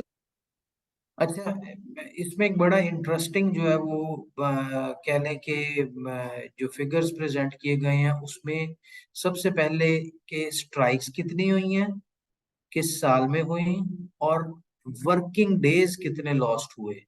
so these figures are alarming. और आप ये देखें अगर तो सिवाय एक आधे साल के कहीं पे ड्रॉप हुए थोड़े से, लेकिन वो कॉन्स्टेंटली जो है ना वो इंक्रीज करते रहे, और बाय द टाइम वो रीच्ड 1970, वो डेज लॉस्ट जो है, वर्किंग डेज लॉस्ट, वो देखें कहाँ तक फिगर पहुंच गया, ग्रेजुअली इंक्रीज करते करते।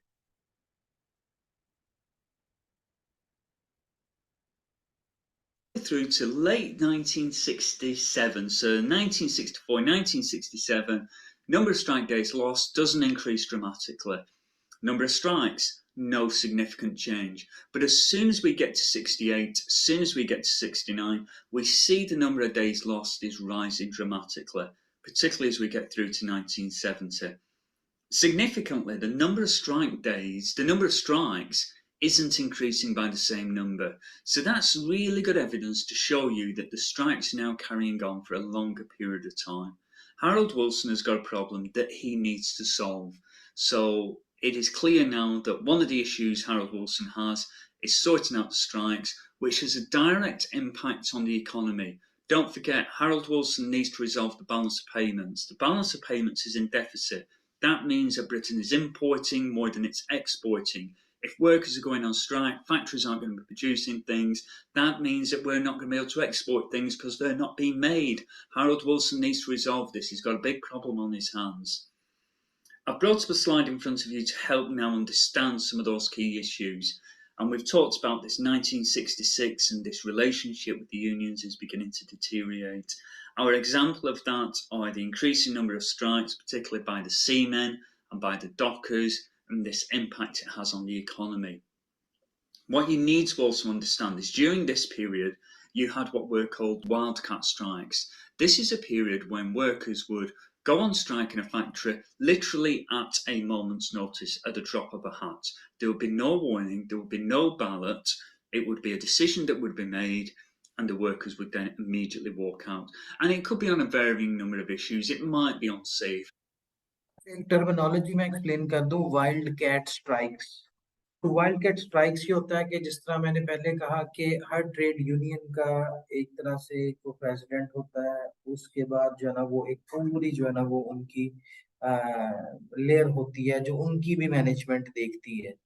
सो उनके अप्रूवल के बगैर जो भी स्ट्राइक होती है that is called a wildcat strike. उनकी ऑथराइजेशन के बगैर, उनके कह लें कि नॉलेज के बगैर और उनके अप्रूवल के बगैर। It might be on pay, but it could also be what we now perceive as more trivial matters. The type of tea they were given on their tea break could cause such ill feeling that they would go on strike. Often those strikes would be very short, an hour or two, but you will see strikes that are happening very quickly, and they're known as wildcat strikes. The unions have what Wilson perceives as too much power. He needs to control them. If Wilson's going to resolve the economy, he needs to make sure that the unions are controlled at the same time.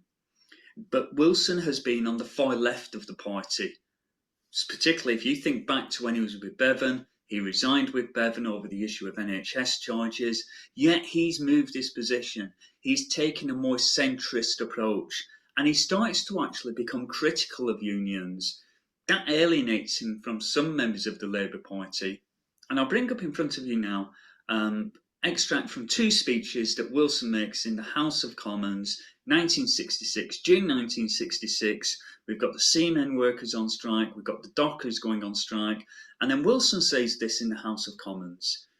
It is difficult for us to appreciate the pressures which are put on men in the highly organised strike committees in the individual ports by this tightly knit group of politically motivated men who are now determined to exercise backstage pressures, endangering the security of the industry and the economic welfare of the nation. Sterling has been under pressure for the past 2.5 weeks.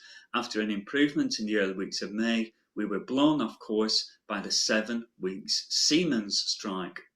Okay, Wilson's really making this clear. He's laying the blame at the feet of the unions, in particular those who are now striking in the docks. He's saying, you are causing the financial crisis.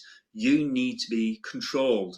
You are putting undue pressure on other workers, and it is bringing, he uses a phrase, the security of the industry and the economic welfare of the nation.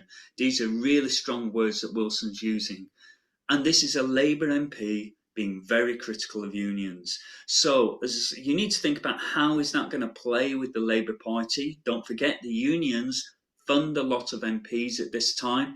The unions have quite a big say in the Labour Party. So you need to think about how is Wilson's comments going to go down within the unions. But we need to look at what does Wilson do. The first thing that Wilson does is he gets his new employment secretary, Barbara Castle. She's the MP for Blackburn. She's been an MP since 1945. Very feisty woman, very strong views, and quite left, very left. until she gets into power. And now again, we're going to see she adopts a more centrist approach. The view is that she really wants to make sure that unions have a voice, but that now needs to be enshrined in legislation, and unions need to act responsibly. And what I've done is I've brought a slide up again to help you understand the view that Wilson takes. And he's got his employment secretary, Barbara Castle, to find a solution. Castle feels that the unions need to act responsibly, and so in 1969, Barbara Castle writes a government white paper, In Place of Strife. And this is a proposal as to how the government would deal with industrial relations. Now, it's important to understand a government white paper isn't law. It is a set of ideas. It is the government going out to the wider population, to key groups, in this case, industry, unions, and saying, this is what we suggest should be a way forward. What are your views? So it gives a starting point, so to speak. And Barbara Castle's ideas, again, I've shown them in front of you here, and they start with a 28-day cooling off period before strike action could go ahead. So a ballot would take place, and depending on the result of that ballot, if they vote for a strike, an employer might then decide, I need to change my offer to the unions, otherwise they'll go on strike. The government can impose a settlement where unions are in dispute with each other. Strike ballots would be insisted on. Now that removes the threat of wildcat strikes. Now, if you've got to have a ballot, it means that it means that industry has some warning that a strike is about to take place. And it also establishes an industrial relations court. So they're the set of the proposals. That's what Barbara Castle puts forward with In Place of Strife. And we need to now look at the reactions to that. And as always, there's going to be two sides to this argument. First of all, Wilson thinks he's solved the power of the unions here. He thinks that I've brought them into control. That's going to make it easier for me to control the economy. Secondly, In Place of Strife is popular across the wider population. 70% of the electorate, 70% of those entitled to vote, think Harold Wilson and Barbara Castle have done a good thing with In Place of Strife. Wilson also thinks that he's outmanoeuvred the Conservative Party. He thinks now, I've got something that controls the unions. The Conservative Party, when we come round to the next election, cannot criticise me now because I've resolved the problem of the unions. And Wilson also feels that this is the route to economic success. By having the unions controlled, I can now resolve the balance of payments, economic success, Labour can move forwards. However, there is a counter argument to this, and we need to look at that as well. Significantly, the unions do not want to be controlled by legislation, and they feel that Harold Wilson and Barbara Castle, within Place of Strife, are really trying to restrict the power of the unions, the power of the workers, essentially. And that is an issue, and Harold Wilson is going to struggle getting that across the line.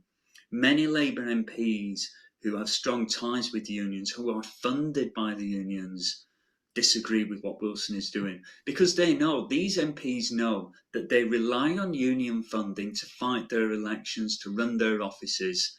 And if they support Harold Wilson and In Place of Strife, unions will withdraw their funding. That means they won't get back into Parliament. So many Labour MPs are against Wilson on this.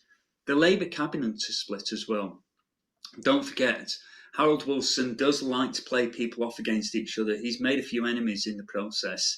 And James Callaghan, who had been Chancellor but had resigned when devaluation took place and is now Home Secretary, is against Harold Wilson on this and makes it very clear he's against Harold Wilson, and he will come out publicly against him should In Place of Strife be put in place. That causes a problem for Wilson, and Harold Wilson and Barbara Castle at one point both feel they may have to resign over this issue of In Place of Strife. So we need to look at what happens. What's this final result? Now, first of all, Wilson and Castle realise that they have lost. They've lost the argument. They are not going to get any legislation across the line. So we've got to find a compromise. And the compromise is agreed with the Trade Union Congress, this wider group of unions that come together. It is described as a toothless tiger. It is a set of proposals, a set of intentions, but nothing that really demands certain people must do certain things. The unions still have all the power they had before. So Wilson has really failed to control the unions. Many historians, many people consider this, the whole time of Wilson's time in power, to have been his biggest failing. And there are even reports, there are even analogies made that Wilson is the worst Prime Minister since Neville Chamberlain. Don't forget, Neville Chamberlain is blamed for appeasement, World War II, backing down to Adolf Hitler. There are some historians that say Wilson's decision here is as bad as that. I'm not saying I agree with that. I need you, though, to understand that there is a spectrum of views here as to Harold Wilson handled the issue with the unions. So having looked at the issue, having looked at In Place of Strife, I want to have a quick look at what two historians, what two writers say about this period. First of all, we're going to go to George Bernstein and his book, The Myth of Decline. And he says, the weakness of the Labour government was never clearer. The need for trade union legislation seemed obvious, as there was a level of strike activity in 1969 well beyond any that had been known since the war. Yet, having apparently conceded that the unions were part of Britain's problem, the government backed away from dealing with the issue. This further encapsulated the barrenness of Labour's economics policies under Wilson. That's a fairly damning quote. We're really now saying the weakness of the Labour government was never clearer. It is clear that this is being identified as a failing by Bernstein as to how Wilson has handled industrial relations during this point. And then what I want to do is I want to look at Andrew Moore and what he says in his book, A History of Modern Britain. It is possible to argue that Castle's plans were too hard-line for 1969, though in later life Callaghan eventually recanted and admitted penal sanctions had been necessary. But had the Labour government been united behind Wilson on this, then legislative reform of trade union practices might have been forced through, even though the parliamentary Labour Party of the day and much of subsequent grief avoided. Wilson's reputation, Labour's reputation, and the story of British politics would have been markedly different. But with the cabinet, as well as the backbenchers in rebellion, Wilson had no choice but to give way. So Andrew Moore is basically saying, what if? If Wilson had have managed to get In Place of Strife across the line, if it had become legislation, if the unions had been brought into control, if Labour had sorted out the economy, a lot of ifs, but if all of those things have happened, how could things have been different? Now, this comes to this point where, as A-level students studying modern British history, you need to be able to make connections across different periods, across different events. This is a really good example. And what you need to be able to do, and a broad slide up here, just to help you understand this. How were industrial relations in the 1950s different to the 1960s? What's changed? Why has it changed? That's always a key factor. Why has it changed? That level of analysis. And then significantly, as we follow this story forwards, 1970s, 1980s. So we're going to look at Edward Heath. How does he attempt to deal with industrial relations? Back to Wilson and Callaghan, and then on to Margaret Thatcher. जी, क्या इससे समझ आई सब लोगों को? And what were the issues you faced? इसमें जाने से पहले मैं ये कहना चाहूँगा कि यूके, जिस तरह से मैंने कहा कि बहुत बहुत बहुत प्राइम एग्जांपल है अगर किसी ने इंडस्ट्रियल रिलेशंस को इन डेप्थ स्टडी करना है। और जिस तरह से मैंने दिखाया इस वीडियो में कि कितना टाइम जो है वो लॉस हुआ लेबर की वजह से, और कितना जो है वो किस तरह से जो है सेटबैक हुआ इकोनॉमी को इस चीज की वजह से, वो इस वीडियो में अपेरेंट है। और किस तरह से एक गवर्नमेंट जो लेबर को सपोर्ट करती है, यूके में बेसिकली दो किस्म की जो है ना वो पार्टीज हैं। एक लेबर पार्टी है जो लेबर को काफी ज्यादा सपोर्ट करती है, उनकी पॉलिसीज लेबर फ्रेंडली हैं और सब कुछ जो है वो लेबर फ्रेंडली है। दूसरी है टोरीज, जिनका जो उससे कंप्लीट ऑपोजिट है, वो they are against unions, they are against the power of labour trade unions या लेबर यूनियंस। सो दोनों का किस तरह से कंट्रास्टिंग जो है ना वो बिहेवियर रहा इसमें। लेबर पार्टी ने क्या चैलेंजेस फेस किए उस एरा में और क्या चीज थी जो उनके डिक्लाइन की वजह बनी, ये चीजें सारी एनकैप्सूल होती हैं इस वीडियो में। So what do you guys gather from this video?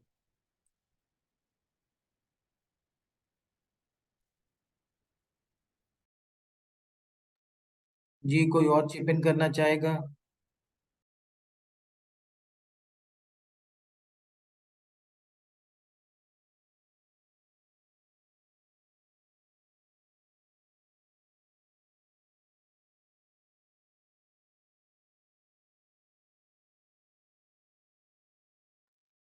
Ji, moving on.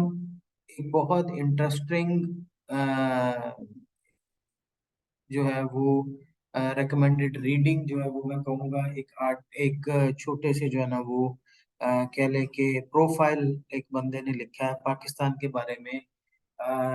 It is written by authored by Zakaullah Khan Khalil. ये आपको नेट पे इजीली अवेलेबल है, जब आप गूगल करेंगे it will be in front of you. So ये profile जो है वो सारा जो है ना वो आपको बता देता है ट्रेड यूनियनिज्म का और इंडस्ट्रियल रिलेशंस पाकिस्तान का।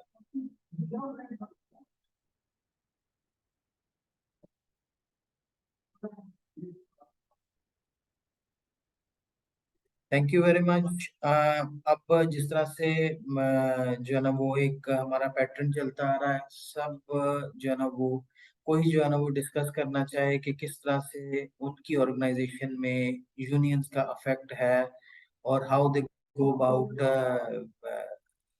अपना जो है वो कंडक्ट करने में और किस तरह से वो अपनी डिमांड्स बनवाने में क्या करती हैं, वो कोई चिप इन करना चाहे please.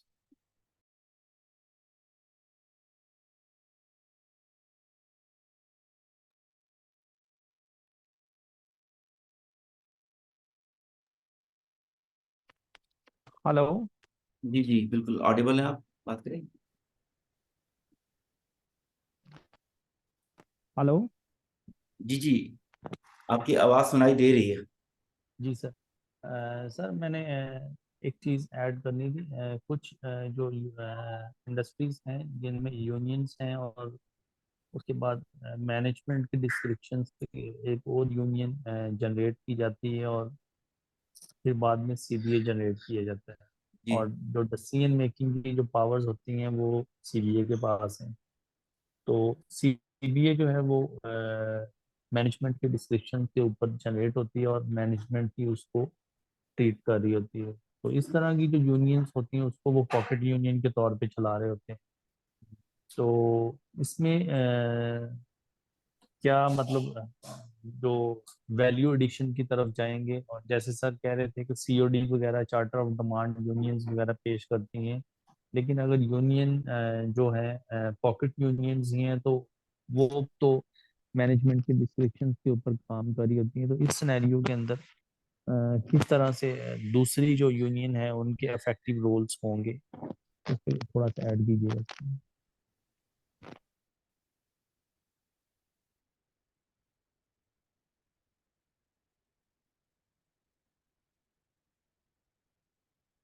I think so Faheem साहब इधर ही। जी, फहीम साहब ये बात कर रहे हैं कि जो पॉकेट यूनियन एस्टेब्लिश कर ली जाती हैं और अक्सर जगहों पे होता है, पर्टिकुलरली स्टेट कल्चर में बहुत ज्यादा होता है कि आप वो उनको फिर इलेक्ट भी करवा देते हैं और फिर वो जितने भी चार्टर्ड ऑफ डिमांड्स होते हैं उनके अंदर भी मैनिपुलेट किया जाता है। तो वहां पे फिर क्या क्या उसको कैसे कर्व किया जा सकता है पाकिस्तान के हिसाब से, हमारे सिनेरियो के हिसाब से?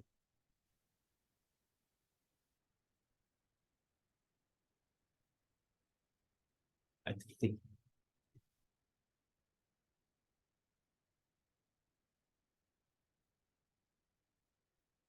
जी, जस्ट अ मिनट। अच्छा, जहाँ पे आप काम करते हैं एहतशाम, मुझे वहां पे भी आप लोग करते हैं ये जो यूनियन सेलेक्ट की जाती है या उनके इलेक्शन वगैरह होते हैं और सीबीए बनती है, वो जो कलेक्टिव बार्गेनिंग अथॉरिटी है वो, या कि ऐसा नहीं होता? जी जी सर, मैं वही बता रहा हूँ कि यहाँ पे भी सीबीए है, और मतलब जस्ट यूनियंस को ट्रीट किया जाता है just like a pocket union. Pocket union. लेकिन वो डॉक्यूमेंट्स में और उस तरह से तो वो यूनियन एग्जिस्ट कर रही जी होती मंसूर साहब, हैं। मेरा ख्याल है फिर इसको कंक्लूड करते हैं। अच्छा फहीम साहब, एक क्वेश्चन था आप अभी। कुछ कहना चाहें? जी, एक क्वेश्चन था जो इन्होंने किया था इत्तेशाम का, शायद आप सुन नहीं सके, कि पाकिस्तान में ये कल्चर है ना कि पॉकेट यूनियन बहुत ज्यादा स्टेब्लिश कर ली जाती है, और फिर वो उनको सीबीए का दर्जा भी मिल जाता है। ठीक है, और डॉक्यूमेंट में भी वो होती है। जी मंसूर साहब, मेरी आवाज आ रही है? जी जी, आपकी आवाज आ रही है, अब आ रही है आवाज। ठीक है। हम जो हमारे पार्टिसिपेंट है Ehtesham, he is from Highnoon pharmaceutical. ठीक है। तो अभी उनका एक जी जी। क्वेश्चन था कि पाकिस्तान के कल्चर में जो यूनियन साजी है वो, वहाँ पे पॉकेट यूनियन का भी बड़ा किरदार है, जहाँ पे पर्टिकुलरली स्टेट कल्चर होता है, इस तरह की चीजें। तो डॉक्यूमेंट के अंदर भी वो पॉकेट यूनियन स्टैब्लिश होती है और उनको सीबीए का रोल भी मिल जाता है। तो इससे वो बिल्कुल यूनियन जो है उनको, वो जो इफेक्टिवनेस है या जो ऑब्जेक्टिव है यूनियन स्टैब्लिश करने का, उससे तो वो मकसद बिल्कुल फोत हो जाता है ना। तो इसको किस तरह से कैटर किया जा सकता है, इस इश्यू को? सर सॉरी, मैं सॉरी पूरा समझ नहीं सका। रिपीट कर देंगे प्लीज? जी जी, एक हमारे पार्टिसिपेंट है एहतशाम, उनका सवाल जी है कि पाकिस्तान के सेल कल्चर में, पाकिस्तान की इंडस्ट्री में भी बहुत सी जगहों पे ऐसा किया जाता है कि पॉकेट यूनियन स्टैब्लिश कर ली जाती है, डमी यूनियन यूनियन होती है, उनके बंदे भी सारे बिल्कुल होते हैं उनके, और वो डॉक्यूमेंट की जो रिक्वायरमेंट है, डॉक्यूमेंटेशन या फॉर्मेलिटीज है, उसको फुलफिल करने के लिए बना ली जाती हैं। ठीक। बिल्कुल और वो इस तरह का जो कल्चर है, अगर इस तरह यूनियन बनती है तो वो तो यूनियन बनाने की स्पिरिट ही खत्म हो जाती है ना। बिल्कुल बिल्कुल तो एग्री। उसको किस तरह से रोका जा सकता है, या किस तरह से इस एलिमेंट को रेक्टिफाई किया जा सकता है? सर देखिए, दो तरीके हैं इसके, जो कि एक तो यूनियन बनाने की ऑब्लिगेशन कोई नहीं होती। आप एक यूनियन अगर उस तरह की बनी हुई है तो उसके अगेंस्ट जो है वो आप एक और यूनियन भी बना सकते हैं ऑर्गेनाइजेशंस में। ये इस पे जो है ना वो लॉ भी आपका कहता है कि आप बना सकते हैं। तो डमी यूनियन को अवॉइड करने का एक ये तरीका हो सकता है कि अगर डमी यूनियन आपकी इफेक्टिव इतनी नहीं है, वो मैनेजमेंट के हक में ही सारे जो है वो उनकी ही जो है ना वो ओपिनियन सिर्फ लेती है, और उसी के अकॉर्डिंगली जो है ना वो सारे जो है ना वो काम करती है, और वर्कर्स के लिए कुछ नहीं कर रही है। So that is the way forward. जी सेकंड चीज इसमें जो की जा सकती है, दूसरा जो वे आउट इससे है वो ये है कि आपके जो यूनियन है वो उनका अकाउंटेबिलिटी जो है ना वो भी लॉ के अकॉर्डिंगली जो है ना वो होनी चाहिए। तो आपके पास सिस्टम है, आपके पास जो है ना लॉज हैं, आपके पास जो है ना प्रोसेसेस हैं, आपके पास लेबर इंस्पेक्टर्स हैं, आपके पास सारा इंफ्रास्ट्रक्चर है, लेकिन उसकी इम्प्लीमेंटेशन जो है ना वो ट्रू लेटर एंड स्पिरिट होनी चाहिए, और उसका चेक एंड बैलेंस जो है ना वो होना चाहिए। और इसमें लेबर इंस्पेक्टर्स जो है ना वो उनका फिर रोल जो है ऐसी सिचुएशन में बहुत क्रिटिकल हो जाता है। बिल्कुल सही। अच्छा, मुझे बहुत सी जगहों पे काम करने का इत्तेफाक हुआ, तो वहाँ पे बड़ी स्ट्रांग यूनियन यूनियन भी देखी है। और जी बड़ी मल्टीनेशनल ऑर्गेनाइजेशन है, जैसे मैं आईसीआई पाकिस्तान में मुझे काम करने का इत्तेफाक हुआ, तो वहाँ पे यूनियन बड़ी स्ट्रांग थी उनके जी हर डिपार्टमेंट में ना। और उसको मैनेज जी करना भी इतना इजी नहीं था। और बिल्कुल ऐसा ही है, बहुत चैलेंजिंग हो जाता है। जी, बहुत ज्यादा चैलेंजिंग हो जाता है, पर्टिकुलरली जहाँ पे मैन्युफैक्चरिंग प्लांट है, बहुत सारे बिजनेसेस हैं वहाँ पे। लेकिन कुछ ऐसी ऑर्गेनाइजेशन को भी देखने का इत्तेफाक हुआ जो कि जिनको प्योरली आप सेल कल्चरल ऑर्गेनाइजेशन कहते हैं, छोटी छोटी ऑर्गेनाइजेशन, छोटे छोटे इंडस्ट्रियल स्टेट्स में। तो वहाँ पे ऐसी यूनियन होती है, बल्कि वहाँ पे तो ऐसे मौके फराहम नहीं किए जाते कि यूनियन को पनपने का कोई मौका मिले ना। वहाँ लोगों के अंदर खौफ भी बहुत होता है, डर भी बहुत होता है, और ये चीजें बहुत होती हैं। तो इस वजह से भी ये हमारा एक जो सोशल फैक्टर है वो है, उसका बड़ा कंट्रीब्यूशन है इस तरह की चीजों में ना। बिल्कुल बिल्कुल ऐसा ही है, बिल्कुल ऐसा ही है। बिल्कुल। सर इसलिए तो हमारे लॉ अगर आप पढ़ें तो उसमें जो है ना वो इन डेप्थ अगर आप देखें और उसको समझें, तो ये चीज जो है ना वो आपको बड़ी स्ट्राइकिंगली नजर आएगी कि एक बैलेंस जो है ना वो रखने की कोशिश की गई है कि बिल्कुल। लेबर्स की, लेबर यूनियन की जो है वो कंपल्शन भी है कि वो होनी चाहिए। आप लाजमी नहीं है कि एक बनाए, आप दो बना सकते हैं, तीन बना सकते हैं। ठीक है। इसके अलावा वर्कर्स के राइट के लिए वो फाइट करें और एक बैलेंस्ड जो है ना वो अप्रोच रखें, तो ये दोनों पार्टीज के लिए बहुत बहुत ज्यादा जो है ना वो फ्रूटफुल चीज हो जाती है। बिल्कुल सही, सही, बिल्कुल। हेलो। जी जी, बिल्कुल बिल्कुल सुनाया आपने। अच्छा, यहाँ पे हमारे साथ हैं जो पब्लिक सेक्टर से भी कुछ लोग मौजूद हैं, जैसे अली हसन साहब हैं। इनसे मैं चाहूंगा कि ये अपना पब्लिक सेक्टर में तो बहुत ज्यादा यूनियन स्ट्रांग होती है, बल्कि उनका तो होल्ड होता है। वो तो बिल्कुल गो स्लो करके हम्म। करके सारा प्रोसेस रोक देते हैं। तो ये अली हसन, आप अपना मुझे एक्सपीरियंस शेयर करेंगे बाकी लोगों के साथ जो यहाँ पे प्राइवेट सेक्टर में लोग बैठे हैं, वो उनके लिए लर्निंग का बड़ा अच्छा मौका है कि अगर आप ये बता दें कि आपके यहाँ यूनियन का कितना अमल दखल होता है और वो किस तरह काम करती है, और कितना उनका इन्फ्लुएंस होता है वर्कर के पर्सपेक्टिव में भी और ऑर्गेनाइजेशन की वर्क फ्लो के पर्सपेक्टिव से।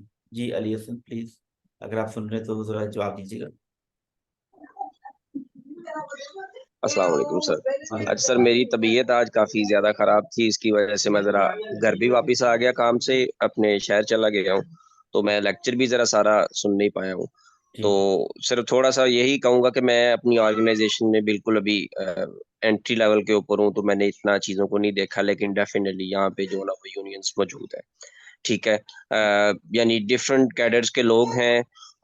एक स्पेसिफिकली वो चीज़ बनी तो नहीं हुई है, जैसे मैं अगर एनटीडीसी में हूँ तो वापडा का एक अदारा है, और वापडा की एक बड़ी स्ट्रॉन्ग यूनियन है जिसे हाइड्रो यूनियन के नाम दिया जाता है। इसके अलावा एक और यूनियन है, तो बेसिकली दो यूनियन ही चलती हैं।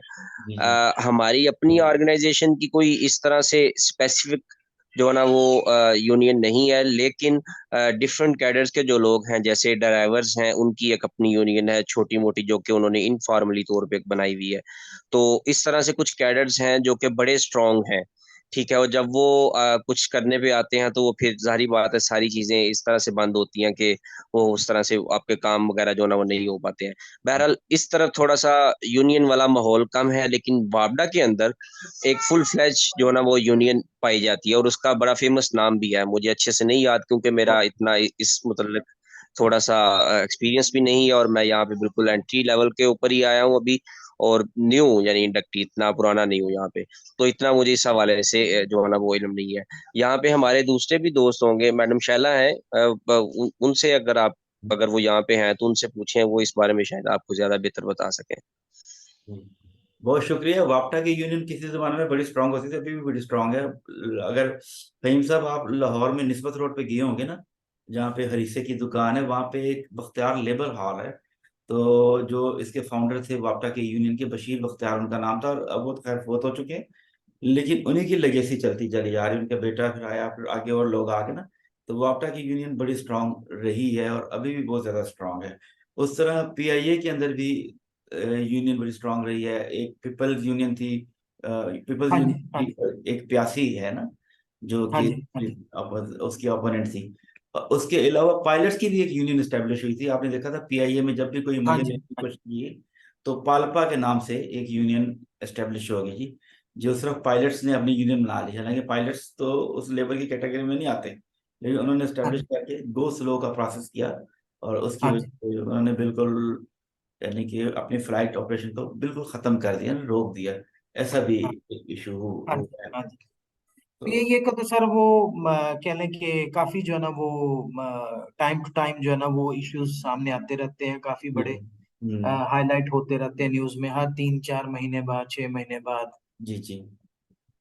तो उसके अलावा जो आपको पता है यूनियन की पॉलिटिक्स बड़ी ज्यादा रही है किसी जमाने में। हाँ जी, जब मार्शल लॉ लग गया तो दूसरी पॉलिटिकल पार्टीज तो पार्टिसिपेट नहीं कर सकती थी ना, तो फिर जी, यूनियन के नाम पे लोग पॉलिटिक्स करते रहे। बिल्कुल। चाहे स्टूडेंट यूनियन हो, चाहे लेबर यूनियन हो, और उस पर बड़ा पिविटल रोल प्ले किया है। पाकिस्तान रेलवे में है, पीटीसीएल वालों ने बड़ी मुश्किल से कंट्रोल किया है अपने यूनियन को ना, लॉन्ग टर्म अब स्ट्रेटेजी उन्होंने अडॉप्ट किया। कुछ हद तक। जी कुछ हद तक किया, लेकिन यह है कि जिस तरह चल रहे हैं एतसलात वाले, उस तरह अल्टीमेटली अगले को 5-10 साल में या 15 साल में वो वो इम्पैक्ट नहीं रहेगा ना। पुराने लोग हाँ आउट जी, हो हाँ जाएंगे, जी, कुछ नहीं एग्री मिले है। फिर वो आ जाएंगे ना। स्ट्रेटेजी उन्होंने ये किया, गोल्डन शेक हैंड दिया है, जिन्होंने एक्सेप्ट कर लिया ठीक है। नई हायरिंग उन्होंने बिल्कुल नई टर्म्स एंड कंडीशन पे की है ना, ये कर रहे हाँ हैं। जी, हाँ जी। तो ये वाकई बड़ा डिफिकल्ट होता है पाकिस्तान जैसे कंट्री में। इवन यूके में आपने देखा होगा कि बहुत सारी यूनियन है। अभी पिछले दिनों कोई स्ट्राइक हुई थी उनके रेल के सिस्टम में, हाँ जी, बिल्कुल बड़ी हुई थी। प्रॉब्लम हो गई थी। तो ये तो यूनियन का इम्पैक्ट है और बड़ा स्ट्रांग इम्पैक्ट है, और हमारे मुल्क में भी बड़ा अरसा रहा है। तो खैर सही है। चलें। जी, कोई और शैला, मैडम शैला अगर मौजूद है तो हम उनसे भी तो उनका ओपिनियन ले लेते हैं। जी जी जी, जी, श्योर। उन्होंने रेफर किया है आपकी तरफ, अली हसन साहब ने। जी जी प्लीज। जी सर। सर मैं इसमें यही कहना चाहूंगी कि जो यूनियंस हैं, जिस तरह अली हसन भी बता रहे थे कि दो यहाँ पे ज्यादा एक्टिव है हमारे ऑर्गेनाइजेशन में। एक पैगाम यूनियन होती है, एक हाइड्रो पावर की। और बिल्कुल उनकी भी जो है आपस में थोड़ा सा उनकी कंपटीशन कह लें, या जो भी उनकी भी यूनिटी नहीं है अभी, करंट सिनेरियो है, बिल्कुल जिसकी वजह से उनकी जो भी एफर्ट्स होती हैं वो इतनी ऑर्गेनाइज्ड नहीं होती, और ना ही कोई इतनी इम्पैक्टफुल होती है। बिल्कुल और इसके अलावा जो है सर, हमारे जो, क्योंकि इंजीनियर्स की कम्युनिटी है ज्यादा, हमारी जो वर्क फोर्स है ज्यादा इंजीनियर्स हैं ऑफिसर्स में, अब अगर कह लें तो उन्होंने भी अपना एक फोरम बनाया हुआ है अपनिया के नाम से।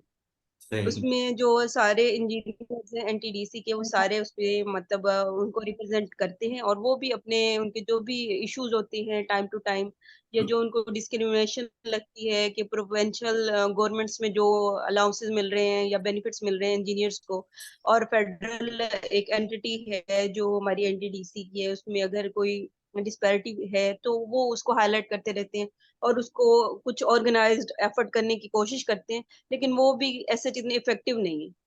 बिल्कुल तो ओवरऑल देखा जाए तो अभी यूनियन जो है वो इतनी ज्यादा इफेक्टिव नहीं है एनटीडीसी में। जो है डिफरेंट लेवल पे एफर्ट्स होती रहती हैं, लेकिन कोई ज्यादा फ्रूटफुल नहीं है। और मैनेजमेंट की ही जो पॉलिसीज होती हैं या जो डिसीजंस होते हैं वही अल्टीमेटली इम्प्लीमेंट हो रहे होते जी, thank you very much for your input. आपके इनपुट से और दूसरे लोगों के इनपुट से सब लोगों को बहुत अच्छा मौका मिलता है कि वो लर्न कर सकें बहुत मुख्तलिफ ऑर्गेनाइजेशन के स्ट्रक्चर के परस्पेक्टिव से, पब्लिक सेक्टर में भी और गवर्नमेंट सेक्टर में और प्राइवेट सेक्टर के परस्पेक्टिव से ना।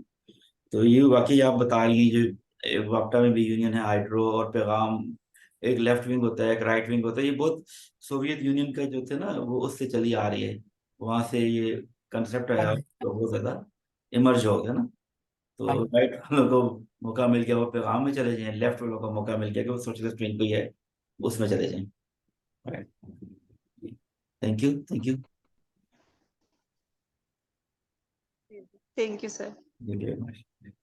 जी फहीम साहब, कंक्लूडिंग रिमार्क्स आप देना चाहें तो करते हैं कि जी हम। जी, कंक्लूड इसको ऐसे करते हैं कि देखिए, ट्रेड यूनियंस का, लेबर का जो है ना वो बहुत इम्पोर्टेंट रोल होता है किसी भी ऑर्गेनाइजेशन में। प्राइमरीली हमने देखा कि लेबर ने जो है ना वो नेगेटिव चीजों पे को ज्यादा जो है ना वो अडॉप्ट किया। जिस तरह से मंसूर साहब ने भी कहा, गो स्लो पे चले गए या स्ट्राइक्स पे चले गए, उसकी वजह से इकोनॉमिक कंडीशन जो है वो उस ऑर्गेनाइजेशन की सफर तो की, लेकिन बिगर कॉन्टेक्स्ट में देखें तो आपके कितने नंबर ऑफ आवर्स जो है वो लॉस्ट हुए, और उससे ओवरऑल इकोनॉमी पे क्या इम्पैक्ट हुआ, ये भी लेबर को कंसिडर करना चाहिए। लेबर शुडंट बी ओनली जी के हमारी जो है वो वेजेस बढ़ा दें या हमारी जो है वो वर्किंग कंडीशन सिर्फ बढ़ा दें। There should be a middle way, ठीक है। और उसमें जो है वो लेबर का पार्ट जो है वो बहुत बहुत बहुत इम्पोर्टेंट होता है। लेबर को अपना पार्ट जो है, यूनियंस को अपना पार्ट जो है वो प्ले करना चाहिए, और मैनेजमेंट की तरफ से भी चीजों को उनके शूज में जाके उनका हैट पहन के देखना चाहिए, और लेबर की तरफ से भी उनके शूज में जाके चीजों को देखना चाहिए, and that is the only way के चीजें जो है ना वो प्रॉस्पर करें।